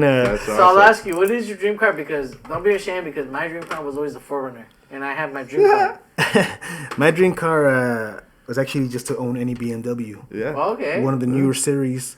I started off with, a Buick, and then it went to like a Cavalier, and then just not too long ago, I had a nice import. I had a Mitsubishi Galant on 18s, lowered. It was great, dude. I sold my Mitsubishi to my brother-in-law. A week later, crashed totals. After I took care of it, I mean, I know. You pass it on to somebody and they total it. Okay, I can agree with that, because that 99 4Runner I got it in mint condition. Stupid decisions. Yeah. Sometimes decisions, So I did sell my Mitsubishi Galant to get my BMW 3 Series I have now. Sick. With the rims I always wanted on there. So that's what See, you can make your dreams come true out there, people. Everybody would say, I'd like to own a Lamborghini, or I'd like to learn, It's a little much, but yeah. Get something nice like that. If you really think about it, to change the brakes on a Lamborghini is about $2,000. So, fuck that. Yes, you must be a millionaire to own any of those cars. And if you do have one and you're broke, it's gonna be sitting in your garage. You're gonna drive me once every 5 years. And a lot of times those cars, actually you have to do the maintenance on them, or Actually, those cars are special. You gotta take them in. There's no my homie way had around a Ducati, and he said the maintenance on that motorcycle was just ridiculous. He had to get rid of it. Yeah. I looked into because I was trying to buy a Ducati motorcycle. I was like, the maintenance is not worth it. It's too much, man. So with my dream car set in, a lot of people. I know it looks like a race car. It is a inline six, the rear wheel drive. Beautiful car, dude. It's on 18 staggered rims. It's a drifter. People want me to drift, but I'm not gonna do it, dude. I'm trying to keep it for long range, dude. Right. I drive it around, I cruise it. People are, I'm driving down the road. People are like revving the engine, like they want to race me. I'm, chill, dude. I'm I just. I'm going home to my kids. I cruise, man. Hey, honestly, there's nothing wrong with that. Some people are into cars because they like the power. Some people are because they like the style. Some people are just because they like the car. This car has style, power, and all, dude. I just, You picked up the three of it. Enjoy it. Mm-hmm. I enjoy it. I don't intend to wreck it. But beautiful car. That's what I wanted. My dream car right there, man. A lot of people are like, "That's your dream car?" Dumb. Hey. And I'm thinking, man, what are you driving? Hold on. I know. What do you got? That Honda Civic broken? Nah.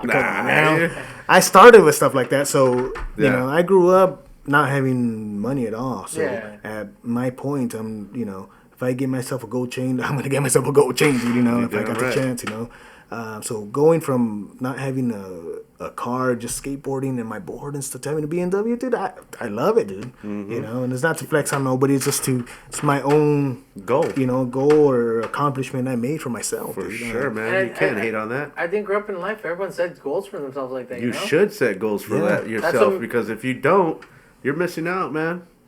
Like, for real. All the stuff I have is my own heart and blood work, dude. It's not. It wasn't just handed down and be like, hey, here's a BMW, dude, or here's this nice watch, bro. Here.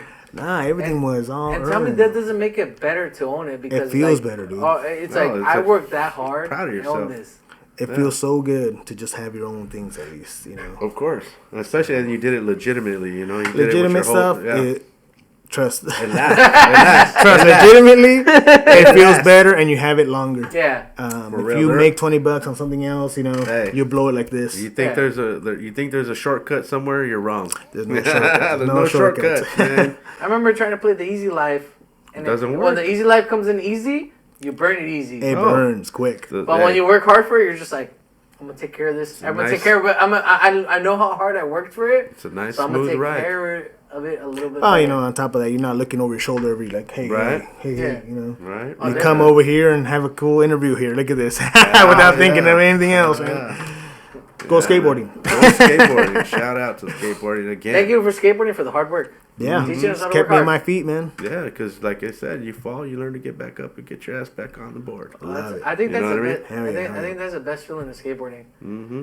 Taking a good fucking slam. Oh man. And then you 90% of people can't recover from the stuff we can take. Wow, that's true.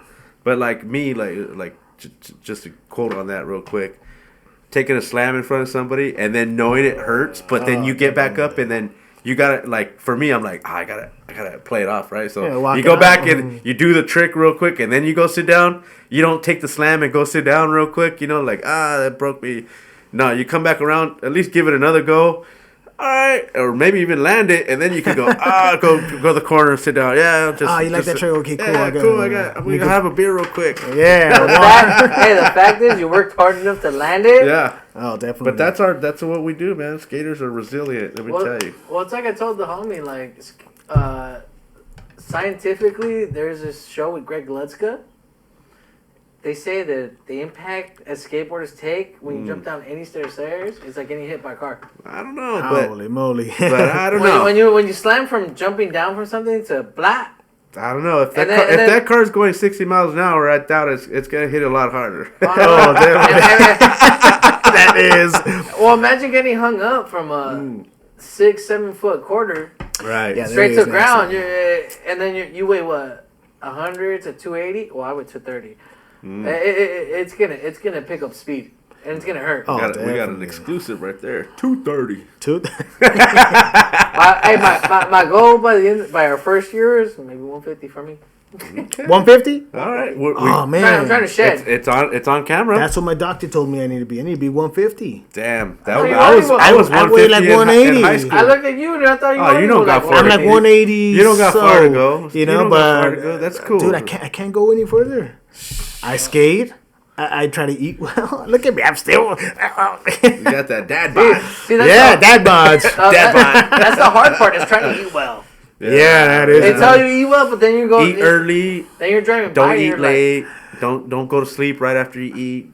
Walk. Oh, you know that's all, the- but I do all the wrong things. That's the hardest part. The In and Out, the Canes, the yeah, Habit Burger. I mean, come on, man. In and I out, can't- you're like, yeah, animal style. You know. Let me get a 3x3, please. It'd be nice to have a 24-hour La Michoacana where you can go get a fruit bowl late at night. Oh yeah, definitely. But with all the ice creams. chamoy and fucking other, no. And it ain't gonna be as bad as the In and Out. Oh man, I got gonna sick be all one the time from calories. too much chamoy one time. Oh, Oh my goodness. bad. I go down once a year down to Baja California and Ensenada. Yeah. Got family out there. Yeah. So whenever I try to go down there, try to get some skate spots also. I was about to ask you about that. I go down there all the time. Anyways, one time, one year, went out there and went to Smart and Final over there. I'm like, Smart and Final out here? What is this? Smart and Final, okay, let's go in here. So we went in. Dude, they had 3 kilograms of Cheetos, a big, huge bag of Jesus, Cheetos, kinda Holy big one, fuck. Cheetos, That's puffs, big ones, dude. Just a 3 big bag, big Like bag, a teddy right? bear. Like Big Costco bag. on So I brought it steroids. back over here, brought it back to USA. I got stopped in the checkpoint coming over here. Like, what do you have in this big bag? I'm like, it's just Cheetos, dude. They're like, they ripped it open. Yeah, no. They just kind of looked at it. They're like, what? Look at this guy. They brought all the deputies over to Yeah. see all the border patrol. They're Come taking see this photos. Cheetos. Yeah, look at the big Cheeto bag. Nobody's seen Hey, it. the deputy goes like this. Blah. Now you sit there. Now you just, my Cheetos are stale now. Oh, Fuck dude. you. Yeah. Pay me. So I brought this. They make these bags over there because they have huge parties. Right. Yeah. They're big drinking. Over there's a lot of drinking Yeah. going Oh, on. fuck, Like, yeah. big drinking. Like here, they have 12-ounce cans. Over there, they have bottles. Yeah. Yeah, Big that's- bottle, big the beer familia. bottles. Yeah. Familiar. Familiar and this and that. Anyways, I brought the Cheeto bag over here, put it in a plate, threw a bunch of chamoy on there, man. Just started eating and everything, no big deal. Oh man, I got sick the next day, dude, from too much chamoy. Don't eat too much chamoy. Damn. Fuck that chamoy then. Nah. All right. All right. And you said something about Fast and Furious cars just a minute ago. yeah. My other hobby, obviously, is collecting cars, man. Little Hot Wheels and stuff. Oh, Hot Wheels. Man, it's hard to find, man. These cars, man, are hard to find. Little BMWs or Oh, you want Fast like and- the same model as your car? Yeah, too. dude, That'd I'm be trying to cool. find the same models, but man, I went down to the swap meet not too long ago. These cars out there, the little, Hot Wheels, what are they, 99 cents at the Walmart, Right. Oh, they want like $25, dude, for Are they, these like, rare? exclusive Oh, yeah. models and stuff. So I don't think you've not heard of Frankincense. Some guy actually mentioned to me about Frankincense to go out there, and they have tons of anime, anything characters, That's anything, right. whatever you could think of in there. It's It's the Costco of collectibles. of collectibles. Yeah, That's it's exactly. It's a good spot, man. So, I've been trying to collect these Fast and Furious cars at the same time because I grew up watching Fast and Furious. The Eclipse green one, man, lime green, beautiful. Racing with Toretto, that nice bell side. So, from my childhood, I wasn't able to buy them, and they Right. didn't even make them really. Right. I'm just walking down the Walmart the other day, and I'm like, hey, look at this. The Eclipse is right here. Wow. Not the Hot Wheel one, but the nice bigger size one. Yeah. $7? Damn. Get that. Yeah. Boom. So then ever since I go down to Walmart or even when I'm walking around trying to find these cars, I'm buying these cars now, man. Yeah. Is it crazy how like getting into collecting something or getting into a hobby happens? It doesn't even happen that you choose to happen. It's just like Kind of calls to you. It is so crazy. Yeah. I went from collecting my stones and rocks and stuff to collecting these cars now. And basically I collected most of the stones already. I got tons of stones, amethyst, emerald, ruby, and their natural forms, a bunch of Yeah. stuff. I got So- tons of you go to my house? So we could have probably filled up this whole background with all your Oh, stuff. dude, I'm going to bring you a bigger crystal next time, dude. You're going to be like, holy moly, what is that? But yeah, so these Fast and Furious cars, I started collecting them, even the smaller ones to the Hot Wheel ones to the big size ones. That's dope. And I just recently found the big Eclipse green one. So I am posting on my story that I found this. People don't seem to care too much about it, but I mean, it's to each his own. Really, for me, it's like finding a piece of like gold or something. Like, wow, man, that's a nice piece of car. Yeah. Especially when it's like fixed up and it's like a little model that you don't have to touch, you know. Right. So that's where I'm getting some of these Hot Wheels, like the. Do your kids ever want to try to play with them and stuff like that, or? Yeah. So I have to buy doubles. I have to buy double cars. So if I'm buying the Eclipse, one's for my collection and one's for them to mess around and chew up. That's what I was thinking, man. Because I bought them. Because I'd hate to come home from work one day and your display's open. And all of a sudden they're in the backyard fucking. Yeah, I have to buy double. Right. Doubles. So one for them to mess around with, and one for myself to, you know, that goes around to the whole everything to everything. So that's cool, man. Hey, shout out to your kids on this one.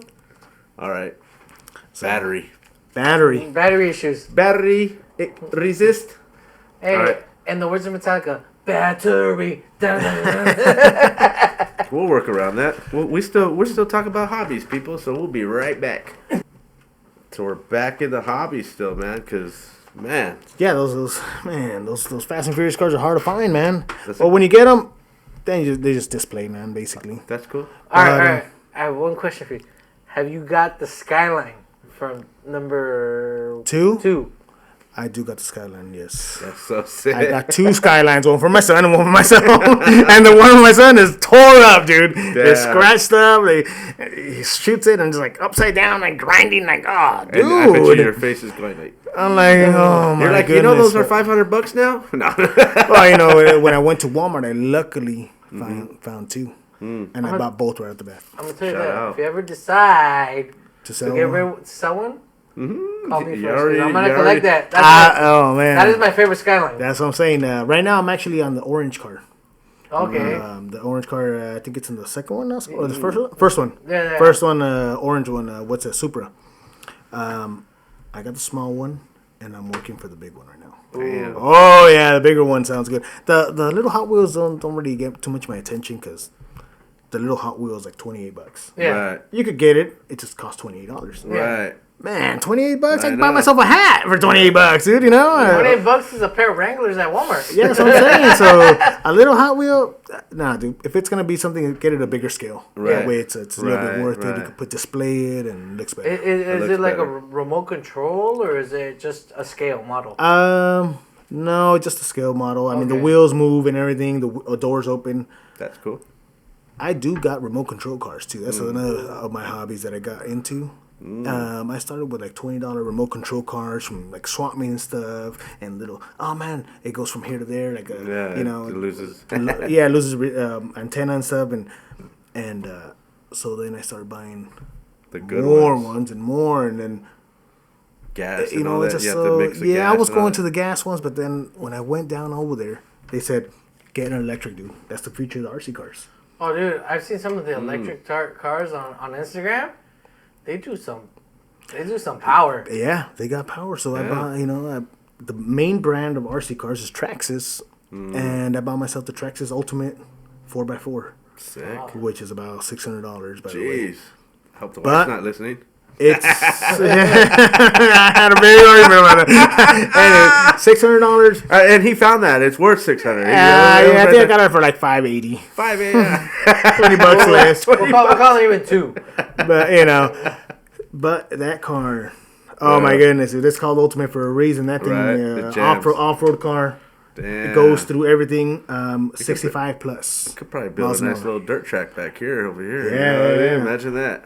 Imagine a car just jumping in right out through the window. No. Track style. Don't want that. This car is, I'm going to say, it's got all the shocks and everything to it. It goes 65 miles plus, by the way. Damn. So it goes about as fast as a car. Yeah. That's so dope. when it hits your ankles, ouch. Jump out of the way. Right. You know? But I started buying it's like a razor tail skateboard. Damn. Yeah. I ran that car so hard, man. I was ready to, my car, the RC car ran down it. It hit the baseball field. The dirt's gritty.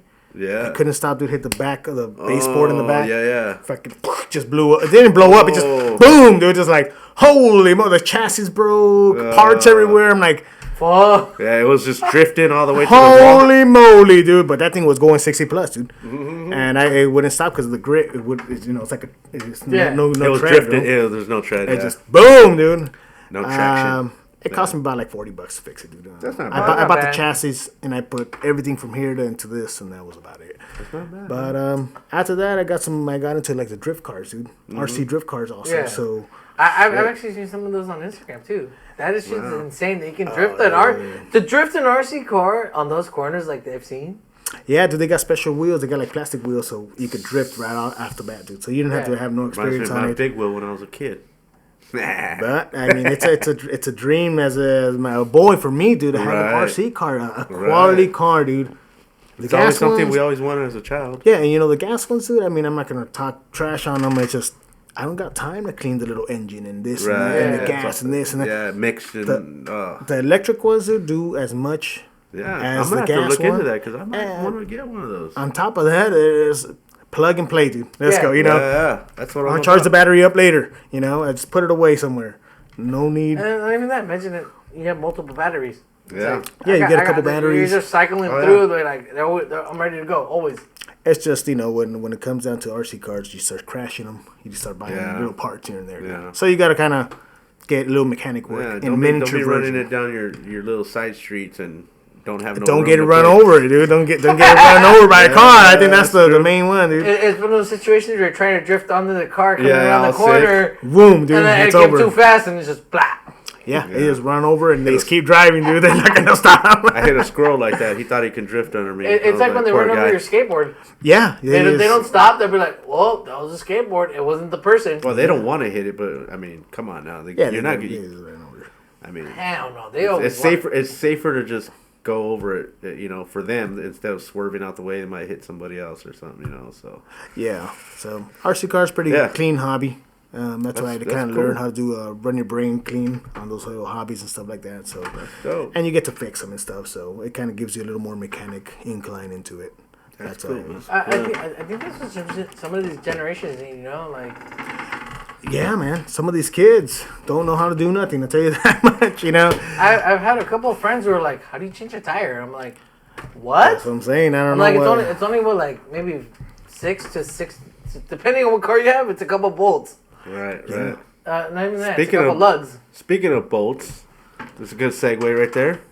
You brought us some bolts that you made, right? I made these bolts a while back. I was getting a couple bolts and. These are pretty sick, man. And I don't know if you can see them on the camera. Can you see them, Peralta, on the camera? There you go. Yeah, you gotta pull them back a little. Pull them back a little bit. Yeah, I made these out. I was getting some bolts. Ronnie Craig gave me a whole bunch of bolts, by the way. Yeah. And I'm like, okay, well, how many bolts can a skater use? Just a couple, right? So at my old job, I threw this canister away. Right. Asked for them, they gave them to me, and I put my sticker on them with a couple bolts inside. Nice. A nice set of bolts. Right. And every time I'll see somebody missing a bolt at the skate park, you just hook them up. Yeah, or like, let's say that I was skating with you or something, and hey, dude, here, have my bolts, man. Yeah. That's how I started. Just like that. Just giving these bolts out. Here you go, sir. It got my name on there, my Instagram name. That's dope. People were following me back. By the time I knew it, 1,000 followers. I was like, whoa, what happened? People were following me just because of the bolts. I was like, dang. That's badass. And I would just give them out, dude. I mean, I'm not gonna lie. As a heavy skater growing up in Hash, most of these bolts in the industry suck. They bend sometimes. No. I used to split them in half all the time. I would land down big stairs and split them in half. Yeah, that can happen. So I would give people bolts, and I'd be like, here you go, sir. If you're missing a bolt, too, I saw on your board, hey, man, I got a set for you. You don't have to use them. I mean, one time you could use them here and there. You can use them for emergency parts, whatever you want. Exactly. Or every time I get a new deck, I put some new bolts on mine because I want the shiny new bolts look on top, Yeah. They're actually just regular Phillips head, so no need to have a special wrench or anything, I remember getting some like diamond ones at one time or something, and the wrench got lost. I couldn't tighten them. Nobody had one. It was just like, oh my goodness! It was just so. It's like there needs to be a universal like tool for bolts, but that everyone can just share. Yeah, they make these skate tools today, and for the most part, they have that little tool. And right. I remember about a pig tool one time, and it comes even with the unstripper. Yeah. Yeah. I used to have that, but that's cool. It sucks because I have the 3 pieces in my car. That's what I'm saying. It went from being a tool to now have multiple pieces. So I let it borrow somebody one time, and they lost the little L piece that had both sides, and now it doesn't stick. I can't do nothing with the tool. It's just sitting there now. I mean, it's just so I bought myself another one, but it's always nice to have an own skate tool. People always asking me, hey. You have a skate tool for me? Oh shit! I carry a backpack where I go, so that everywhere. way, I got extra bearings, extra bolts. Somebody looking like the one thing I was keeping in my bag though, because some kids have some major fucking flat spots.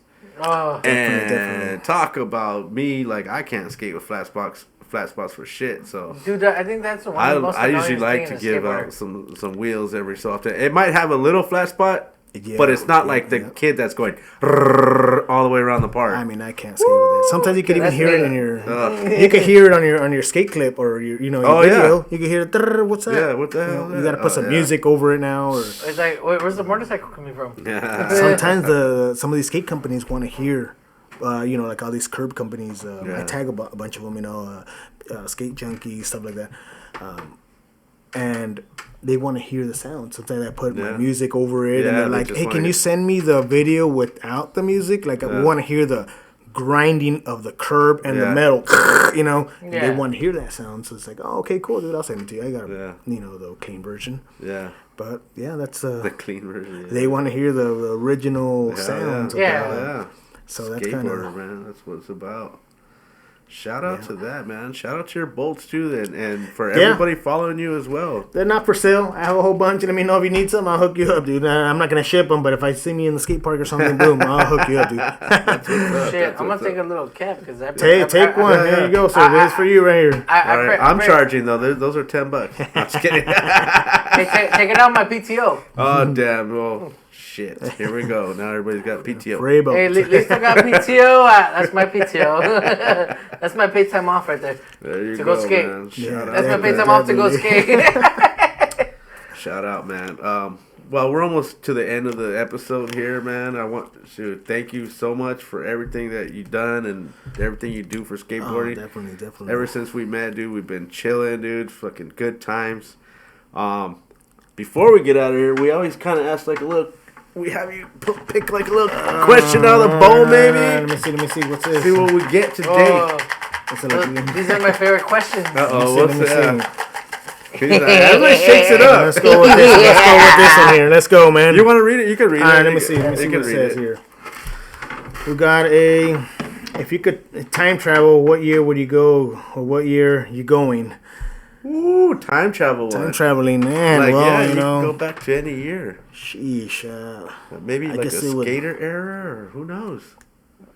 Go meet Jesus. I guess if I knew all the stuff I know now, I guess, and I went back to my old teen years, it would, man, invest on all that gold, bro. Invest on gold, invest on silver, invest on anything you could invest on, man.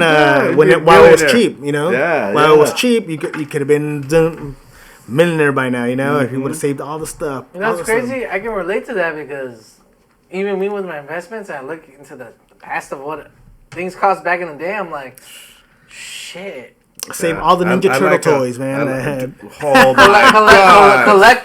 Nintendo. That's what I'm saying. All my He-Mans, G.I. Joes, everything. Yeah. I mean, if I could go back in history, I would have put all my toys away.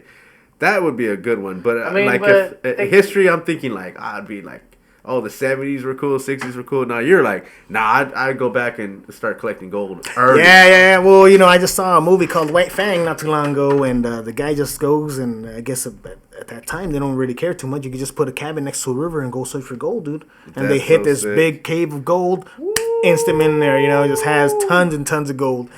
But just invest on some stuff and for sure. I think that's the best. I think that's the best advice you can give to a youth. is learn how to invest, but learn. Right. Don't just dump your money into it. Learn before you invest. Don't go. I'm gonna tell you right now. Don't go buying any Louis Vuitton stuff, man.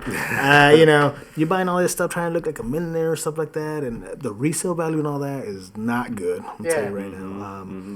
I wear a Louis Vuitton belt myself every day.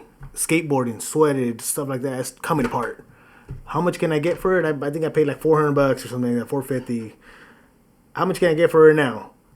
Like $20, dude, or something. Yeah. It's all sweaty. It's all coming apart, dude. You know. Yeah. It's like we said. It's not a precious mineral. Right. It's not. And I bought two. One for wearing, for a nice day, and one for skateboarding, dude. Which I should just wear a regular belt, dude. Tell you the truth, All these skateboarding hats I wear sometimes, they get all sweaty and tore up. That's just the way it goes. It deteriorates with time. Right. Honestly, I think the best leather belt I ever bought, I paid $20 for it. Yeah, there's some really good belts out there. Levi's belts are pretty good. Levi's belts are good, man. I want to give they're not a sponsor or anything, but I want to shout out Grip 6. Those are the belts I get. They're pretty sturdy, man. They don't have no buckle. I mean, it's a buckle, but there's no nothing to really clap. It kind of tightens itself, and when you pull it tightens itself. So yeah, it's there's nothing to like pinch you or anything like that when you're skating. And they fit in dickies, because sometimes you get a big belt too and thick, sometimes too those belt loops don't really work right. So I mean, I think that's what we should start looking into, a quality brand over a fucking name brand. I mean, like I said, they're not a sponsor. But I was thinking he would be wearing one of those belts, the Cholo old school Cholo ones with the OG on it or something. Come on now, but I remember still wearing those. Those pinch, hanging out, with the long little tongue on it. Yeah, like a 2 feet off or something. Yeah. Those I'm gonna wear one just for a skate clip. Hey, honestly,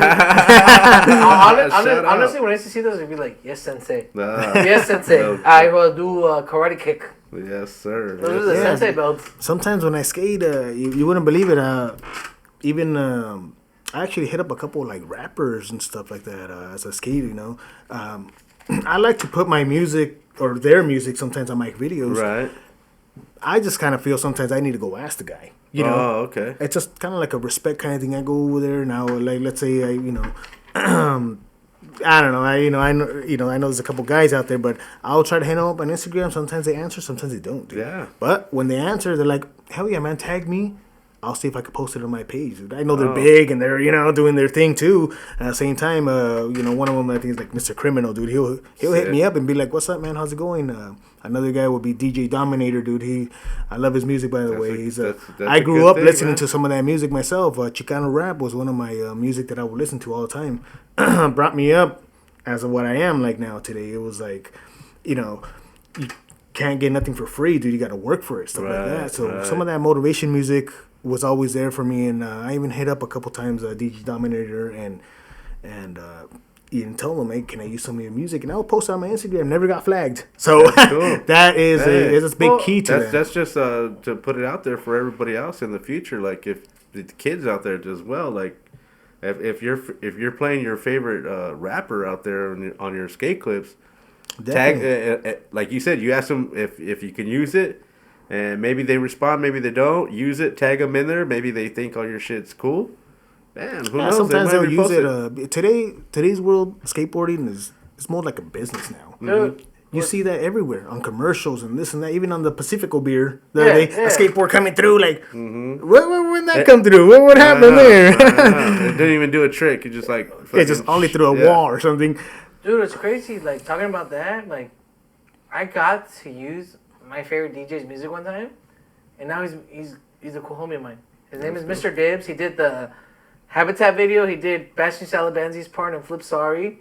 And it's just it just went, how you said, just that I was cool enough to ask. Yeah. You just ask and you feel better about it because they let you use it. Yeah. Because I use music from different artists and it gets flagged, and maybe it's not them doing it, but it's Instagram doing it and stuff, whatever. Right. But if you got their permission, I always ask you, did you get permission to use it? Yeah. If it gets taken down, you did. So you put yes. And it feels way better to sign that thing saying you got permission, dude. That's just one way. And how hard is it to just be like, hey, Send a quick DM out and be like, hey, can I use your music? Either the worst you're going to get is a no or no reply. Are you really going to be hurt? No. At the same time, it promotes them, dude. So they exactly. get help. They get help. And most of the time, they will reply. Yeah. Well, they will. See. Unless they're too big, dude. But, We're talking about like Cardi B and like stay away from that. But if they're no, someone else is handling their social media for sure. I don't know about Cardi B, but for sure the other guy. Yeah, man, dude. Good times, bro. Good times, dude. Good times. Oh my god, I think we got a good story today, bro. Damn. I think we hit another. This is our 4th or 5th 2-hour episode. Well, I don't know. Well, yeah, maybe. No. Yeah. I put in the big card in there and held down, and we switched 3 batteries. Damn, we're doing it today, man. We got enough time for any wheels talk or not? Yeah, you want to talk about some wheels before we get out I just want here? to shout out a company. It's actually it's called Boardy Cakes Wheels. They actually, they send me wheels once in a while, man. I just try them out sometimes. And, shout out. I mean, they were small wheels, dude. It was a weird hit. Yeah.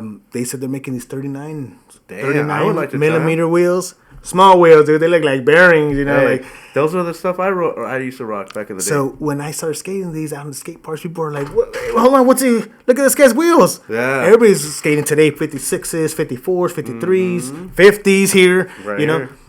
You never saw no 39s, dude. I remember growing up watching those skate videos. I used to have a bearing homie. covers. I remember having a homie. They were like paper thin. I'm like, how the hell are you still kickflipping on a dock with that? Well, you would back in the days, he would just wear down to that small size. Yeah, well, they make them small like that here already, 39 millimeters, and they had like 49s, and they got the regular sizes, but the 39s were I think on one of my videos in my Instagram, I'm doing a curry grind at Cherry Skate Park with them, dude, and it's just like. You can't even see the wheels. It looks like I'm on. It looks like I'm on bearings, dude. Because they're transparent, dude, too. So it's like, whoa. I love it. Yeah. So I would like to try some. If you get some, let me know, man. Yeah. I just want to shout out to Boardy Cakes, and Old Man Skate Crew, man. Thanks for the hat that you guys gave me, man. That's appreciated, dude. Anything anybody wants to give me, dude, shit, I'll try it out. No big deal, dude. It's a blessing for me, dude. Yeah. Want to shout out also. Jeremy Ray, dude, Pachanita. We got Aaron from SML. Sheesh, Ronnie Krager, dude. Everybody I skate with, dude. It's just a blessing to skate with everybody, dude. And myself, I just tell you, skate for fun, dude, and enjoy all the skateboarding sessions with anybody, dude. You want to skate? Let's go skate, dude. I'm down. That's tight, man. Skate till you can't. Right. You got any shout outs before we get out of here, Pralta? I'm just hyped to meet you, man. Like now, I feel like I got a new homie. Man, for sure. Sheesh, this is invite me back again anytime, dude. I'm down. Well, I mean, I randomly skate the OC because I work on the OC. So now, if I run into you, I got a homie in the OC. I got Curb Daddy. I got you. Oh, dude, one day we're all gonna skate. Kyle Dunbar, not Curb Daddy. Remember? As girl said, only my girl calls me Curb Daddy, bro. Well, keep it off Instagram. Like I'm appreciative to this podcast that we started because I've learned every week. I haven't learned. I've created a new family. Yeah. There's a new family we're creating because now wherever I go, I have someone to skate with. Yeah. Well. Man, this is a blessing to be here, man. This is great. I'm glad he's doing this because you see the 9 Club and stuff, and I'm not to talk anything, but we get the real local skaters here. All the people that not the pros, but the down lower guys that are like, hey man, they got a voice too, by the way. Right. And people want to hear some of the real facts and stuff of what's going on sometimes out there. Yeah. They're the ones we are the ones in the streets. You know what I mean? We're purchasing all the boards and stuff, Yeah, that's true too. Yeah. And everyone has a crazy story to tell. Yeah. Shout out, man. We're supporting all that stuff, so keep on supporting skateboarding. If you still could, get out there and skate, man. The people that can't skate are, want to skate, dude, and the people that could skate don't want to skate, dude. Don't skate. Don't want to skate. They're doing something else. I'm hoping this motivates those people who can't skate to realize it's not that hard. Yeah. Just go out and have fun. A good time and have fun. Meet people.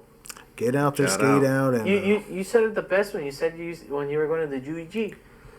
Oh, when I go to UG, is beast time, dude. Every time I go, it's just good, dude. I'm there like 2-3 hours, by the way, skateboarding. You started by going there and not knowing anyone, and then you started meeting everyone. Man, I meet everybody, dude. And now everybody, let's go skate anywhere, and they're like, let's go. And I try to every time they invite me, even on Instagram, and they invite me. People are like, hey, you want to go skate? Mm-hmm. I'll try to make it, dude. Even if it's like 10-20 minutes or whatever, I'll try to make it, or I'll stop by and say what's up.